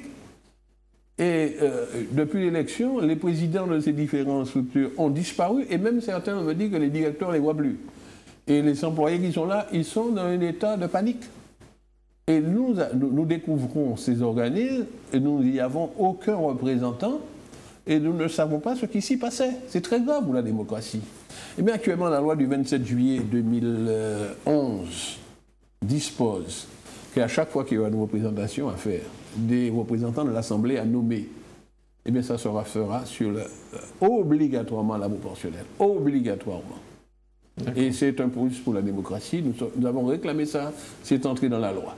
Donc là, il va falloir désigner les commissions sectorielles et les représentations d'un certain nombre d'organismes. Ils sont tellement nombreux. Mais justement, et vous êtes moins d'élus. Voilà. Et vous avez beaucoup de boulot là. Une seule plénière ne suffira pas. Oui. Il va falloir encore revenir parce que nos services nous ont donné une liste et chaque jour, on se rend compte que la liste n'est pas complète. Il faut en ajouter, Maintenant, il faut partager ce travail-là. Eh bien, c'est ce que l'on va faire. Voilà. Donc, c'est encore une assemblée réglementaire. Très bien. Alors, dans tout ce que vous trouvez quand vous arrivez, vous avez aussi le TCSP. Oui. Alors, est-ce que vous avez une date de fonctionnement pour ce TCSP qu'on nous avait promis pour décembre, je crois? Oui, c'était une promesse. Les promesses ne dépendent de ce que les quoi, je ne sais pas comment on dit. Bref, ils les écoutent. Et nous sommes obligés de constater que les chantiers ne sont pas achevés. Des retards se sont accumulés. Il y a même des conflits, des contentieux avec des entreprises sur la quantité de jours de retard, qui est responsable des retards. Évidemment, les entreprises disent que c'est parce que ceci, parce que cela, des causes externes à eux. Il y a un marché qui prévoyait un délai. Quand l'entreprise est en retard, il y a des pénalités à payer. Si l'entreprise arrive à démontrer que les causes ne sont pas dues à elle, bon, on peut passer l'éponge. Est-ce qu'il reste encore de l'argent? Parce qu'on avait dit qu'au 31 décembre, si tout l'argent n'est pas dépensé, l'Europe reprenait son argent. Honnêtement, je n'ai jamais cru à ça. Ah oui. Je n'ai jamais cru à ça. Alors c'est vrai que, je l'ai répété plusieurs fois sur les médias, je n'ai pas eu l'occasion de le dire à Zouk TV, c'est vrai, il y a une règle, qui est que lorsque l'Europe vote des crédits pour un projet, la tranche pour laquelle il l'a voté, il donne une date limite pour faire remonter les factures acquittées. Et la date limite pour faire remonter les factures acquittées, c'est le 31 décembre, puisque ça a été voté sur ce qu'on appelle le programme opérationnel, qui se terminait au 31 décembre 2013. Donc, ça a commencé en 2006, 2013, ou 2007, 2013. Donc, 2013, c'est la fin. On a 2 ans plus tard pour faire remonter toutes les factures acquittées. Donc c'est pourquoi on disait au 31 décembre 2015. Bon. Les contrôleurs européens, on va l'appeler comme ça, les inspecteurs européens sont venus un petit peu au début du mois, fin du mois de novembre, début du mois de décembre, pour faire un constat. D'après les rapports qui ont été faits par les services, ils ont constaté, s'agissant du CSP en particulier, qu'un certain nombre de choses, ils ont vu les travaux. Bon, les techniciens lui ont fait remarquer que c'était fait à 90%. Il restait au moins 10% à finir. Mais ils ont vu ça. Ils ont pu voir. Une négociation s'est entamée. Et ils ont convenu, d'après ce que nous disent les techniciens, je n'ai pas participé à ces discussions, qu'on pourrait prolonger jusqu'au 31 mars. 2016. Voilà, 2016. Donc vous voyez, il donne une rallonge. Moi, j'avais toujours dit que l'Europe a des règles. Mais ces règles sont mises en application par des hommes et des femmes, des êtres humains, qui nous disent, vous êtes un pays ou une région en retard de développement, nous sommes prêts à vous aider. Nous sommes des êtres humains. Nous sommes allés, Alfred Marie-Jeanne et Claude Lise, en 2006, ils sont allés négocier avec ces responsables européens Vous dire, voilà, nous avons un projet que nous voulons faire, c'est une première tranche de transport collectif en site propre. Vous dites vouloir nous aider, est-ce que vous êtes prêts à nous aider à le mettre en place? Et que nous allons commencer par une partie très compliquée, nous le faisons, on a un site occupé où les gens habitent, etc. etc. L'Europe, après discussion, a dit oui, je vous donnerai 36% des dépenses que vous allez faire. Vous allez vous débrouiller pour trouver les 64 autres %. Donc il y a eu un cofinancement entre l'Europe et la Martinique. La Martinique, oui, globalement, puisqu'il y avait la région et le département qui portaient, et d'ailleurs qui se sont, entre-temps, à la demande de l'Europe, mis dans un syndicat mixte. Région, département et CACEM. Bon. Et ça a été signé, et on commence. Et effectivement, dans le contrat, il fallait terminer à une date. On n'a pas fini. Ce sont les êtres humains, on négocie. Et on fait valoir les raisons pour lesquelles du retard a été pris. Ce n'est pas la première fois que des projets dans leur application rencontrent des imprévus et on regarde si les retards peuvent être justifiés ou pas. Alors il semblerait, je dis ça parce que je n'ai pas vécu moi-même cette réunion, mais le rapport qui nous a été fait au niveau du Conseil exécutif, que les motivations de ces retards ont été actées, ont été prises en condition, et un délai a été obtenu pour poursuivre. Voilà. Maintenant, tout ça, c'est prévisionnel. Vous savez que, entre-temps, le président de la région avait déjà confié le TCSP à gérer à un syndicat mixte, qui lui-même l'a transféré à la CACEM, et en disant que c'est sur le territoire de la CACEM, et la CACEM lui-même a une convention de DSP, de délégation de service public, avec la CFTU, et voilà comment, le fil en aiguille, c'est la CFTU qui se trouve à gérer les bûches, le TCSP. Voilà, donc c'est un mécanisme assez curieux. Ça va changer, vous pensez? Je ne sais pas, mais en tout cas, c'est ça qui a été décidé avant nous. Vous savez, on n'est pas... quand les décisions sont prises, d'abord on les regarde. Mais elles sont prises, elles ont été légalement prises. Hein. Je ne dis pas qu'ils ont fait des choses illégales. Mais c'est ce qui a été fait. Moi, j'ai vu passer ce dossier à la CACEM. Et j'ai vu la CACEM voter un avenant avec la CFTU, compagnie foyalaise de transport urbain, dont le président est un élu foyalais. Et il se retrouve à gérer, dans le réseau métallique, un TCSP qui a été financé très largement par le Conseil régional. Voilà ce que nous constatons. Maintenant, ce n'est qu'une première tranche. Dans le programme, vous pensez l'étendre? Pardon? Vous pensez oui, en tout cas, c'est notre programme électoral. Et les études sont déjà lancées pour l'étendre vers le nord. Et ce sera toujours CFTU? Non, non, ça c'est le gestionnaire. Non, oui, le gestionnaire, ce sera toujours... Ça va être compliqué parce que, voilà, à partir du moment où vous laissez le Lamentin et vous passez notre commune, la délégation de service public de la CFTU est terminée, parce que la limite pour eux, c'est la limite CACEM.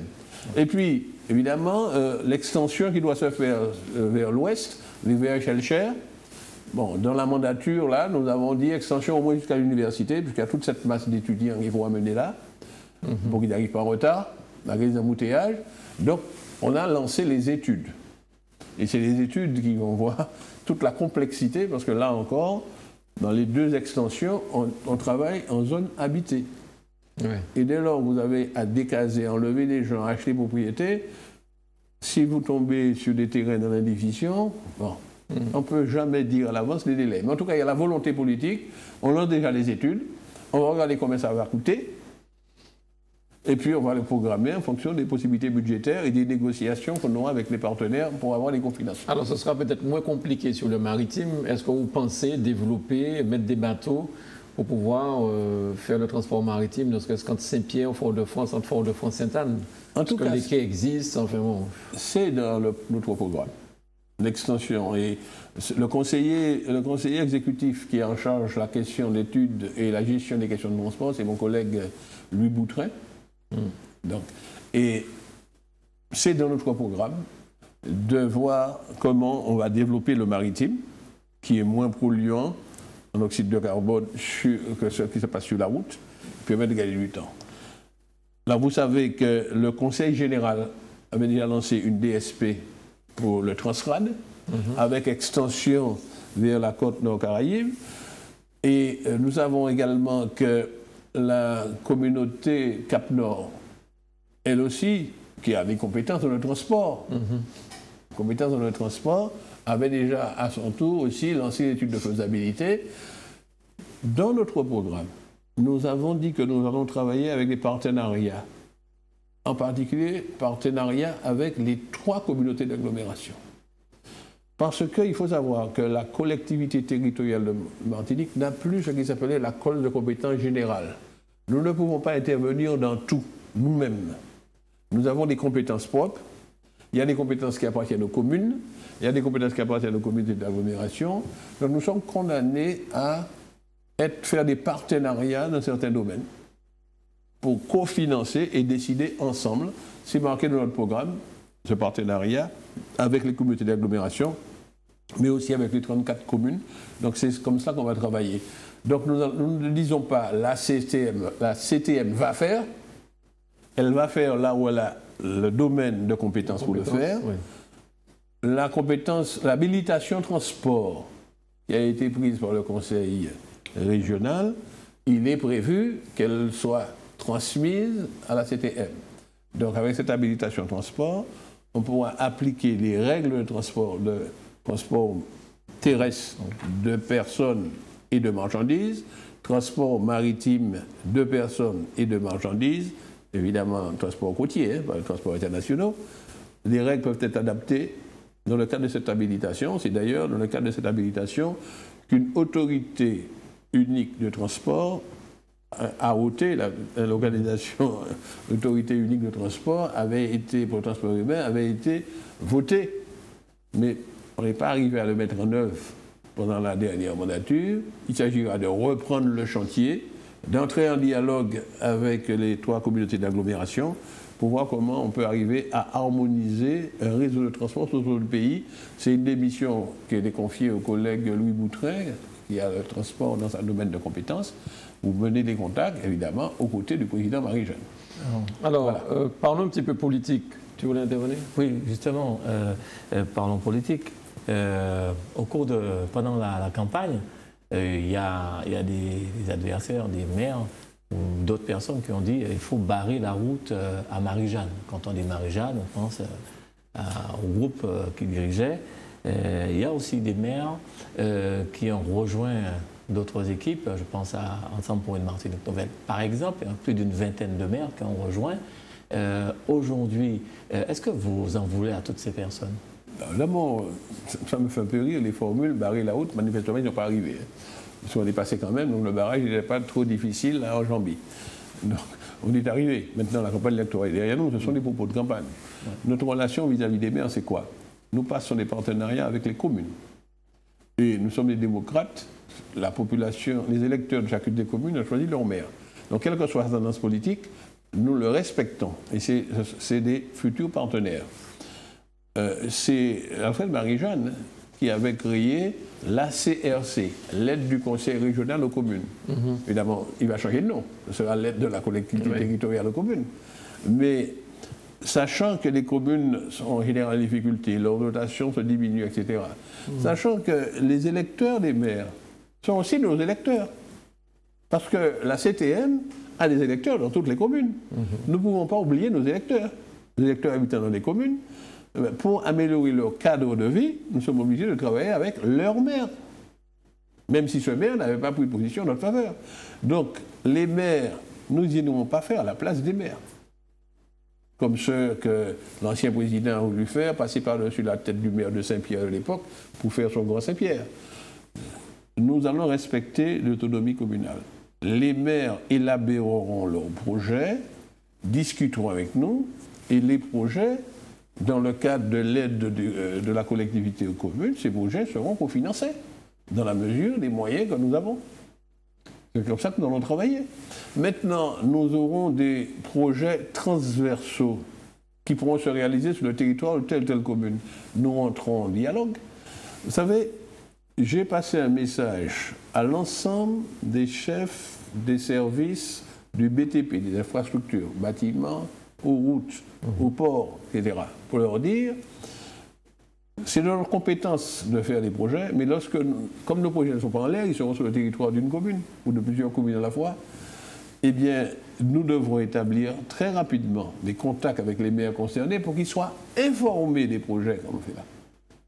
Et même solliciter leur avis sur les projets que nous faisons sur le territoire de leur commune. Et nous n'admettrons pas qu'on puisse passer par-dessus la tête de maire pour aller faire ceci ou cela. Je fais allusion à cela, à ce qui s'est passé à Grand-Rivière. Je ne sais pas si les échos sont arrivés jusqu'à vous, quoi. Où on n'a pas informé le maire comme on aurait dû le faire par courtoisie pour ce que l'on fait dans sa commune, s'agissant du désensablement. Donc j'ai eu à faire une mise au point pour que les règles soient établies. Quand c'est un projet de la CTM, ce n'est pas le maire qui décide de ce que l'on fait. C'est la CTM qui décide, que c'est elle qui paye. Mais il faut qu'il mette les formes. Et quand il y a telle ou telle intervention à faire qui requiert une autorisation municipale, ce n'est pas s'abaisser que si la CTM pose une demande d'autorisation pour faire ceci, pour faire cela. Donc les relations avec les maires seront indépendantes de leur couleur politique et basées sur le respect démocratique de celui qui est mis en place par la population. Voilà la doctrine que nous avons transmise à nos collaborateurs et ils seront vigilants pour qu'ils soient appliqués comme cela. Alors, toujours dans la partie politique, le président Alfred Marie-Jeanne ne va pas se représenter aux élections pour la députation en 2017. Certains se placent déjà, certains commencent à viser cette place. Comment vous allez gérer ce problème si vous avez des gens de votre majorité, ensemble pour une... Non. Grand Assemblée pour bas payer en chance, vous allez vous retrouver peut-être avec des candidats de bas payer en chance, par exemple, qui lorgnent sur cette place. Si vous-même, vous pensez emmener du monde. Est-ce que là aussi, il y a un accord pour les prochaines élections à venir, pas seulement municipales, mais les prochaines élections à venir? L'accord que nous avons passé a un périmètre bien défini. Et ce n'est pas pour cela que nous sommes appliqués à lui donner un nom. C'est un contrat de gestion pour la mandature de la CTM. D'accord. Ce n'est pas une alliance de partis. C'est vrai, il était signé par 2 têtes de liste, qui chacun appartient à un parti, mais nous avons circonscrit cet accord pour gérer la CTM. Et c'est très clairement dit, d'ailleurs nous l'avions déjà dit, c'est le premier accord que nous avions signé dans l'alliance qui s'est appelée Grand Assemblée pour faire réussir la Martinique, c'est une alliance de partis, mais à l'intérieur de l'alliance, chacun des partis gardait son idéologie. C'est basé sur le respect mutuel, mais chacun garde sa personnalité. Nous avons l'habitude, nous, au BIM, de faire des accords comme cela. Nous n'avons pas avalé ni le Palima, ni le CNCP, pourtant c'est des alliances de patriotes très anciennes. Mais chaque parti a sa vie propre. Et nous nous rencontrons pour confronter nos points de vue, et quand nous tombons d'accord, nous exprimons ensemble. Mais parfois, nous ne sommes pas d'accord et chacun exprime son point de vue. C'est cela que nous avons dit. S'agissant de l'alliance avec bas pays en chance, c'est circonscrit à cela. Donc, il n'est pas exclu que dans une alliance, même quand nous avions l'alliance avec le RDM, l'alliance RMC, Rassemblement Martiniquais pour le Changement, que nous avions passé en 2009, en juillet 2009, nous n'avions pas exclu qu'il puisse y avoir des primaires. Et les alliances se font au 2e tour, même quand on est alliés très proches. Donc, pour les législatives, les élections à venir, il ne faut pas exclure cette hypothèse. Rien ne nous oblige à avoir des candidats communs dans toutes les élections. D'accord. Il y aura donc des discussions au cas par cas. Maintenant, c'est vrai que le président Alfred Marie-Jeanne, personne ne l'oblige à le dire, dès le soir même de sa victoire, il a annoncé publiquement qu'il n'a pas l'intention de se représenter au législatif. Est-ce que la loi lui permettrait de se représenter? Si, mais en tant que président de... Si, il peut se représenter, mais après l'élection, il a 1 mois pour choisir. C'est ça. S'il reste président de la conseil territorial, ou s'il devait parlementaire, puisque ces mandats-là ne sont pas possibles. Un député ne peut pas exercer dans pas d'exécutif. Mais pour les députés en exercice, cette incompatibilité apparaîtra lors du nouveau renouvellement. En 2017. Voilà. Alors, en 2017. Donc, jusqu'à 2017, il n'est pas en situation d'illégalité. Maintenant, il a choisi de dire « ce sera ma sortie ». Maintenant, le champ est ouvert. D'ici là, nous aurons à discuter pour savoir quel candidat nous soutenons. Est-ce que vous avez repris contact avec Mme Fanon? Est-ce que nous avons repris contact avec Mme Fanon? Mme Fanon, qui avait été... Mme Frédéric Fanon. Je vous donne l'information si vous ne l'avez pas encore. Elle a été recrutée directrice de cabinet de Claude Lys. Donc elle n'est pas, parce que j'ai entendu des journalistes n'était pas suffisamment précis. Elle n'est pas la directrice générale du Conseil général. Elle n'existe plus. Bon. Et nous avons jugé, le président Marie-Jeanne a jugé utile qu'il y ait un cabinet, des personnels de cabinet autour de lui, mais également qui donne les moyens, parce que c'est sa responsabilité, d'après la loi, c'est lui qui doit mettre les moyens à la disposition du président de l'Assemblée. Donc ils ont convenu que le président Lise aura du personnel de cabinet et autour du président Marie-Jeanne, il y aura aussi du personnel de cabinet. Eh bien, Mme Fanon fait partie des personnes qui seront dans l'équipe rapprochée de collaborateurs auprès du Code Lise. Voilà, donc pas directrice. Voilà. Elle sera donc directrice du cabinet du président de l'Assemblée. Voilà. Voilà. Alors, Et je suis très heureux de ça parce que cette jeune dame, je l'appelle jeune parce qu'elle est restée très jeune. Bon, en fait, c'est une ancienne collègue à la mairie. Nous avons travaillé ensemble pendant longtemps. Elle a été victime d'une injustice très très grave. On a porté atteinte à son honneur et la justice l'a lavé vraiment de tout soupçon. Et j'ai été personnellement très heureux, après tout ce long combat judiciaire qu'elle a mené et qui était préjudiciable pour elle-même, pour sa santé, pour sa famille, sa mère en particulier, qui est partie maintenant depuis. Hein. Et je suis très content qu'elle soit réhabilitée pleinement et elle pourra continuer à faire bénéficier ses compétences aux élus de l'Assemblée. Elle sera au service des élus de l'Assemblée, puisque dans le cabinet de Claude Lise, elle sera facilitatrice pour faire que tout marche très bien au sein de l'Assemblée. Bon, alors, voilà. Ça n'a rien à voir avec la question. Alors, je voudrais quand même dire à Hervé de libérer les lignes téléphoniques. Si vous permettez, on peut prendre quelques appels. S'il y a des gens qui nous appellent, il nous reste un quart d'heure d'émission à peu près, donc on va prendre des appels. 05 96 71 27 07 si vous souhaitez donc poser une question à M. Marissien. Ma question sera très courte. Je vous rappelle qu'il est porte-parole de... Très courte et je sais que la réponse sera très courte. Maintenant, avec les responsabilités que vous avez et que vous aurez de toute façon, est-ce que vous allez continuer à venir sur le plateau de Zouk Télévision si on vous invite? Pourquoi j'ai une grosse tête? Mais non, à chaque fois que M. Emmanuel Granier, en tant que directeur de TV, m'a appelé, j'ai essayé de répondre tout de suite. Hein. C'est vrai. Et même, j'ai eu le plaisir de venir une fois dans le journal, j'ai fait la connaissance de nouvelles journalistes bretonnes. Et puis, même, j'ai pu répondre une fois à notre humoriste national, Momo. Voilà. Momo, oui. Ouais, donc, j'essaie de répondre. Maintenant, si au même jour de l'invitation, il y a un autre engagement, bien sûr, je décline l'invitation et puis on me donne une autre date. On rappelle même, à la dernière fois, l'une des fois où vous avez été invité, on se rappelle de nos mésaventures. Mais bon. On va au téléphone. Zouk Télévision, bonsoir. Oui, allô? Bonsoir, monsieur. Oui, bonsoir. Je te poser une question à M. Marissien. Oui, vous nous appelez d'où, s'il vous plaît? Je vous appelle de Ducos. De Ducos, allez-y, monsieur.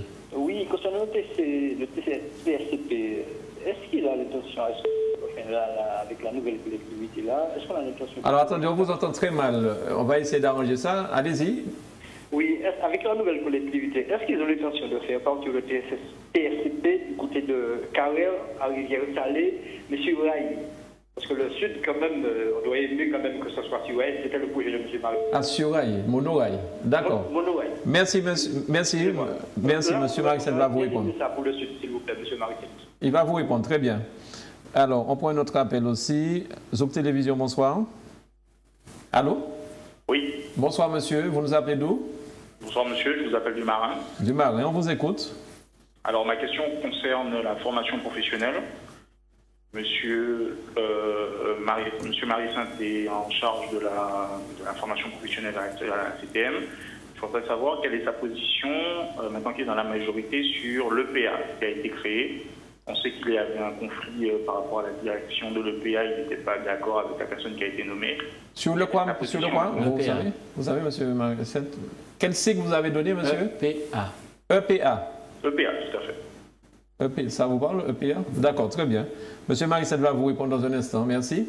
Merci. On prend un autre appel. Zouk Télévision, bonsoir. Zouk Télévision, bonsoir. Allô? Bonsoir, madame. Bonsoir tout le monde sur le plateau. Bonsoir, vous vous appelez d'où, madame? Gagné, vous avez posé une question à M. Marissien en parlant du Cérémia. Moi, je voudrais poser une question à M. Marissien. Que va devenir M. le Président Marie-Jeanne, puisque j'ai lu sur le poste qu'il est mis en examen? Alors, si jamais il est condamné, comment ça va se passer? Le Président Marie-Jeanne est mis en examen? Oui, je le lis sur le poste. D'accord, très bien. Merci, madame. Monsieur Marissien va vous répondre. Alors, on va répondre déjà à ces questions-là avant de prendre d'autres appels. Hein, alors, le monorail. Est-ce que pour la suite, les extensions peuvent se faire sur monorail, M. Marie-Sainte? En tout cas, c'est prématuré pour moi de répondre à cela. Ce que nous avons mis dans notre programme, c'est, nous avons dit, on commence d'abord par l'étude de l'extension. Et effectivement, quand j'ai eu à construire la RN5 vers le sud, nous avions prévu des emprises assez larges. En tout cas, là, nous avons reconstruit les ponts, par exemple, à Rivière-Salée, pour que la partie où doit rouler le véhicule TCSP soit déjà là, qu'on n'ait pas à recasser le pont pour l'agrandir. Donc, déjà, dans nos prévisions, nous prévoyons qu'ils descendent le sud. Maintenant, le mode n'est pas encore retenu, je ne suis pas encore en mesure là, les études ne sont pas faites. Parce que si je comprends bien, monsieur, donc il y aura un mode de véhicule jusqu'à Carré, et à partir de Carré, on aura un autre type de véhicule. Bon, donc ça veut dire que les gens seront obligés de descendre pour monter dans un autre véhicule, parce que, bon, si ce n'est pas le même véhicule. Donc tout ça, c'est technique, ça mérite d'être étudié, et je ne veux pas me hasarder, ce n'est pas mon style, je ne fais pas des annonces comme cela à la porte en pièces. Ce que je veux dire, c'est que nous avons mis dans notre programme l'étude de l'extension vers le nord, vers le sud et vers l'ouest du TCSP, puisque c'est un truc qui sera pratiquement en Y, quoi. Le nœud est en Fort-de-France, la capitale, donc ces branches-là. Il faut les étudier et voir ce qui convient le mieux de faire. Donc il n'y a pas encore de choix a priori. D'accord. Bon, je suis pragmatique, je suis moi-même un ingénieur, donc j'aime bien faire des études, voir ce qui est possible, étudier la faisabilité, étudier le coût, etc., pour que ça marche. Alors s'il s'avère, après étude, que c'est ce qui est proposé par l'auditeur qui est le mieux, mais ce qui sera retenu. Mais on ne fait pas le choix avant d'avoir fait les études. Très bien. Voilà. Alors, votre position sur le PA? Bon, alors effectivement, je pense qu'il y a une petite confusion. En juin 2013, l'équipe sortante avait choisi de faire deux choses à la fois. Un, de sortir la gestion de la formation professionnelle des services de la région, de l'externaliser dans un établissement public à caractère administratif, ce qu'on appelait EPA. Ils ont évolué, les statuts ont été votés et c'est devenu, le SIG actuel, c'est AMP2, Agence martiniquaise pour les parcours professionnels. Bon, nous n'avons pas contesté le président de l'EPA. Bien.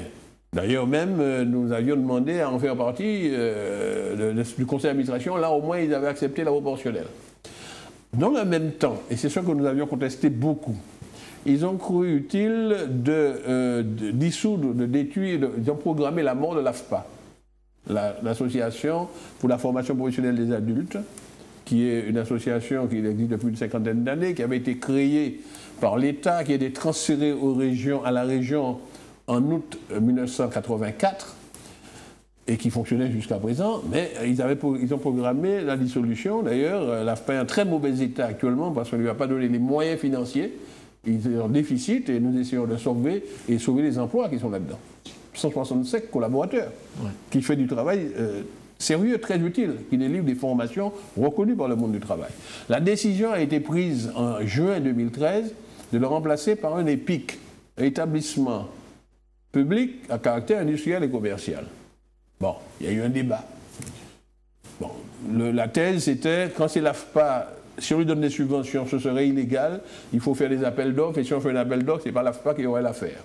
Si on fait l'établissement public avec des élus au conseil d'administration, que des élus de la collectivité, on pourra lui donner du travail sous forme de convention et donner une subvention. Bon, ça se discute juridiquement. En tout cas, c'est le choix qui a été voté il y a maintenant déjà 2 ans et demi. Bon, mais ils ont nommé une présidente, les anciennes vice-présidentes. J'avais contesté un peu ça. Bon, mais ils n'ont pas été capables de faire fonctionner cela. Parce que quand on fait un établissement public, il faut que l'État désigne un comptable public.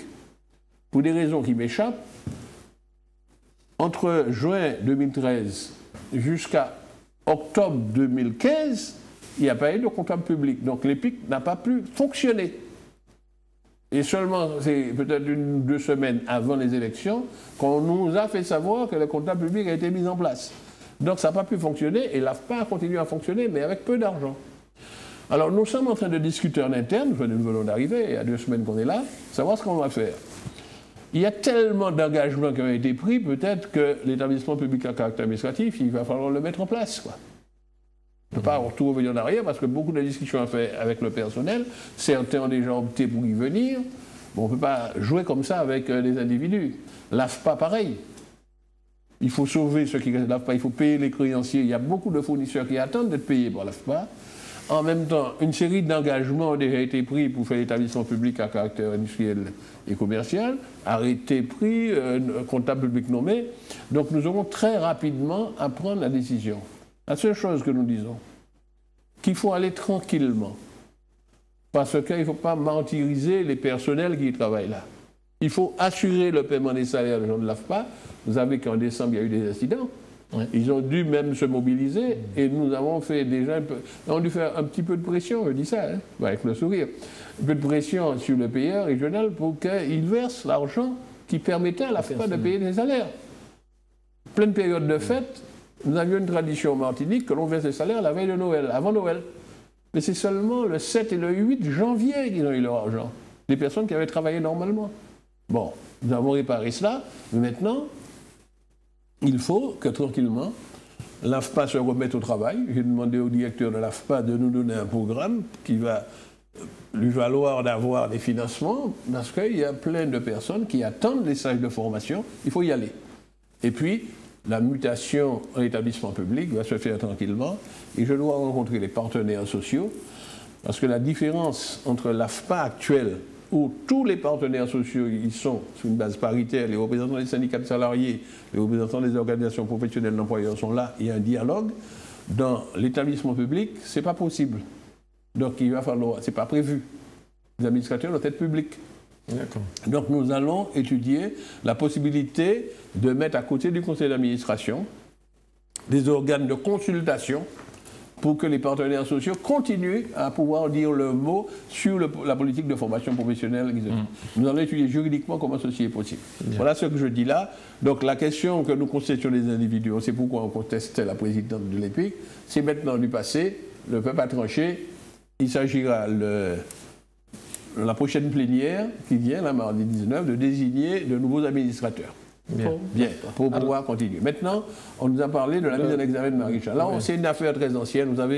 On a cherché querelle. La Dominique, là, qui revient. Voilà, on a cherché que. Pas qu'il revient, il est toujours là.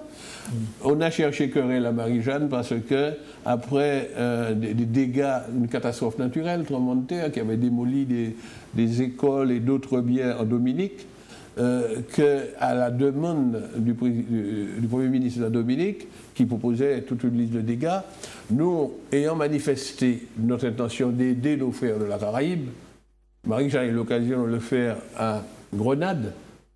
Là aussi, c'était une école qu'il avait aidé à réhabiliter. Et là, en Dominique, de tous les dégâts, il a choisi encore une école pour aider les jeunes Dominicains à développer leur pays, au lieu qu'ils deviennent immigrés en Martinique. Il vaut mieux les aider à se développer pour qu'ils se forment. Donc le lieu était choisi. On lui a cherché querelle, dire ça. On a mené une campagne de diffamation. Il a porté plainte, il a fait condamner ceux qu'il avait diffamés. Et à nouveau, pendant le mois de décembre, pendant la campagne électorale, à nouveau une condamnation est tombée à la cour d'appel de Guadeloupe. Ceux qui avaient diffamé Alfred Marie-Jeanne, sa fille et le compagnon de sa fille, ont été à nouveau condamnés. Et il se trouve, c'est l'ancien maire de Sainte-Luce, plus une autre personne. Si vous recherchez, puisque les condamnations sont publiques, ce jugement-là a été communiqué. Donc ça, c'est le jugement diffamation. Maintenant, les pouvoirs publics avaient actionné, un premier procureur, un deuxième procureur. Alfred Marie-Jeanne attend sereinement que cette affaire soit examinée. Il ne vit pas dans la peur. Hein.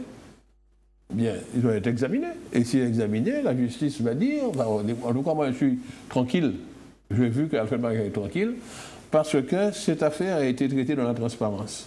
Les décisions ont été prises, soit en plénière, soit en commission permanente. Et il me souvient qu'il n'y a eu aucune opposition lorsqu'il s'agissait d'aller aider la Dominique. Aucune opposition.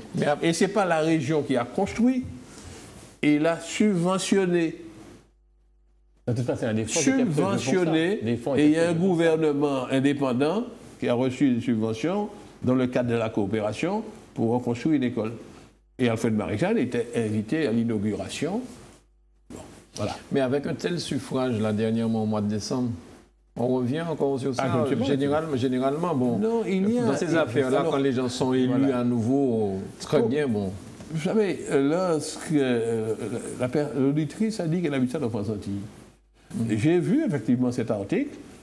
Lorsque l'affaire de Siragmia a été réveillée et qu'on a mis déjà un examen, le journaliste qui a écrit a voulu faire de l'équilibriste. Il a dit, bon, non, mais il y a celui-là, mais peut-être il y aura l'autre. Est-ce qu'il avait des informations? J'en sais rien. Hein? Mais en tout cas, il a voulu faire un parallèle. Mais Dieu seul sait, il y a un monde entre les deux affaires. Il y a un monde entre les deux affaires. Bien. Maintenant, j'ai vu que Marie-Jeanne est tout serein. Et j'ai vu qu'il n'a pas perdu la confiance du peuple. Et c'est ce qui est fondamental. J'ai vu, il y a même un ministre de Dominique qui est en visite au Gros-Morne, lors de l'investiture du maire de Gros-Morne. Il a donné une interview sur RLDM et il disait comment les Dominicains, le peuple dominicain, la communauté scolaire avait apprécié les gestes que le président de la région, qui était Alfred Marie-Jeanne, avait fait en leur direction lorsqu'il relevait d'une catastrophe naturelle. Et puis j'ai vu que ceux-là même qui critiquaient le président Marie-Jeanne, ils se sont embarqués dans l'hélicoptère des autorités françaises ici pour aller jouer à Présidente of Martinique en Dominique pour visiter, pour mettre ceci ou cela. Est-ce qu'ils l'ont fait avant de partir? Je ne sais pas. Après les grandes inondations qu'il y avait en Dominique, ils étaient premiers sur le terrain pour venir offrir l'aide. C'est-à-dire que Marie-Jeanne avait fauté en aidant les frères de la Dominique, mais en même temps, l'autre derrière qui vient et qui organise dans les locaux de la région, avec la presse... Le ramassage. Le ramassage fait par la Croix-Rouge, mais s'attribuant le travail des humanitaires, hein, en mettant les logos, ça ne les gênait pas. Bref, en tout cas, ça c'est de la polémique qui est derrière nous. Si la justice doit regarder, la justice fasse son travail. Voilà. Marie-Jeanne va se défendre. Il va se défendre et le droit sera dit. Bien. Mais il ne faut pas s'émouvoir sur cette question-là. Et vous pensez, lorsqu'il va être convoqué, il y aura beaucoup de personnes au tribunal? En tout cas, les militants du MIM seront là. Bien. Tous les patriotes seront là, puisque c'est le chef des patriotes martiniquais. Nous serons solidaires à ses côtés, comme nous l'avons toujours été. Ce n'est pas la première fois dans sa vie. Comme maire de Rivière-Pilote, il était souvent traîné dans les tribunaux. Hein. Et toujours, les abords du tribunal vibraient des cris de solidarité de tous les militants et sympathisants. Donc nous serons debout à ses côtés. Bien. Monsieur Marie-Sainte, merci beaucoup. J'ai failli dire Monsieur le ministre, mais bon, on va rester à Monsieur Marie-Sainte. Monsieur Marie-Sainte, merci beaucoup pour avoir participé à cette émission, de l'éclairage que vous avez emmené sur certains points. Il y a encore plein de choses à dire, mais bon, l'heure est terminée. Vous serez toujours... on va vous solliciter souvent en tant que porte-parole, que vous puissiez... Donc, mais je peux aussi vous saisir de communiquer, puisque j'aurai de la parole à porter, soit sous forme d'écrit, Internet, comme j'ai l'habitude de le faire. Très bien, très bien. Ou soit, évidemment, en organisant des petites conférences pour rendre compte des propositions que le Conseil exécutif aura élaborées ou des arrêtés délibérants, comment ça s'appelle, des arrêtés délibérés qui prendraient à la suite de délibérations prises par l'Assemblée. Il faudrait que l'on apprenne à voir bien le rôle de chacune des structures qui composent notre collectivité. C'est innovant. Il n'y a pas de compétition, il n'y a pas de hiérarchie, mais c'est un fonctionnement de la démocratie. C'est un pouvoir partagé et nous espérons que notre majorité ira jusqu'au terme de son mandat. En tout cas, c'est le souhait. C'est 5 ans ou 6 ans, en fait? 5 ans. Ben, c'est 5 ans et 3 mois, quoi. Ouais. 5 ans et 3 mois. Mais oui, puisqu'on suppose que c'est en mars 2000, c'est-à-dire 5 ans plus tard. Nous avons été élus en décembre 2015. Eh bien, 19. Ben, ce sera jusqu'à 2019. 19 ou 20 plutôt. Mars 2020. En même temps que l'élection municipale. Vraisemblablement. En tout cas, ce n'est pas nous qui mettons le calendrier. Vous savez, le calendrier est décidé en France par le gouvernement. Voilà, d'accord, mais cependant, on sait par exemple qu'un maire est élu pour 6 ans, on sait qu'un député c'est 5 ans, et là pour la CTM, on ne sait pas... Non, c'est 6 ans. C'est 6 ans, d'accord. C'est 6 ans. Mais si l'élection avait eu lieu comme prévu au mois de mars... Ce serait 6 ans. On aurait eu 6 ans pile. D'accord. Mais il se trouve, pour une série de considérants, parce qu'il devait fusionner les régions en France, on a reporté les élections régionales, et comme le gouvernement précédent avait déjà dit que les élections de la CTM devrait se faire même dans les élections régionales en France, et bien à chaque fois qu'on déplaçait les élections régionales en France, on déplaçait aussi le nôtre. D'accord. Voilà, nous avons été un peu victimes de ça, des fusions des régions, puisque rappelez-vous, il y avait 22 régions en France, proprement dit, maintenant il n'y a plus que 13, ils ont fusionné, Et évidemment, ces régions aussi vont voir leur durée de leur mandat raccourcie. C'est ça. Voilà. Merci, M. Marissent. Merci, Jean-Jacques. Merci, Mano. Merci, M. Marissant. Et on espère vous voir malgré vos responsabilités énormes. Merci. Voilà. Merci à vous qui nous avez suivis. Merci à ceux qui ont pu téléphoner. On n'a pas pris beaucoup d'appels. Il y avait beaucoup de choses à voir avec M. Marissant. La prochaine fois, on va vous donner plus de temps pour lui poser quelques questions. Merci à Hervé Jacques-André Coquin qui s'est occupé de la réalisation. Je vous souhaite de passer une excellente nuit dans les bras de Jésus. À très vite sur Zouk Télévision. Bye bye.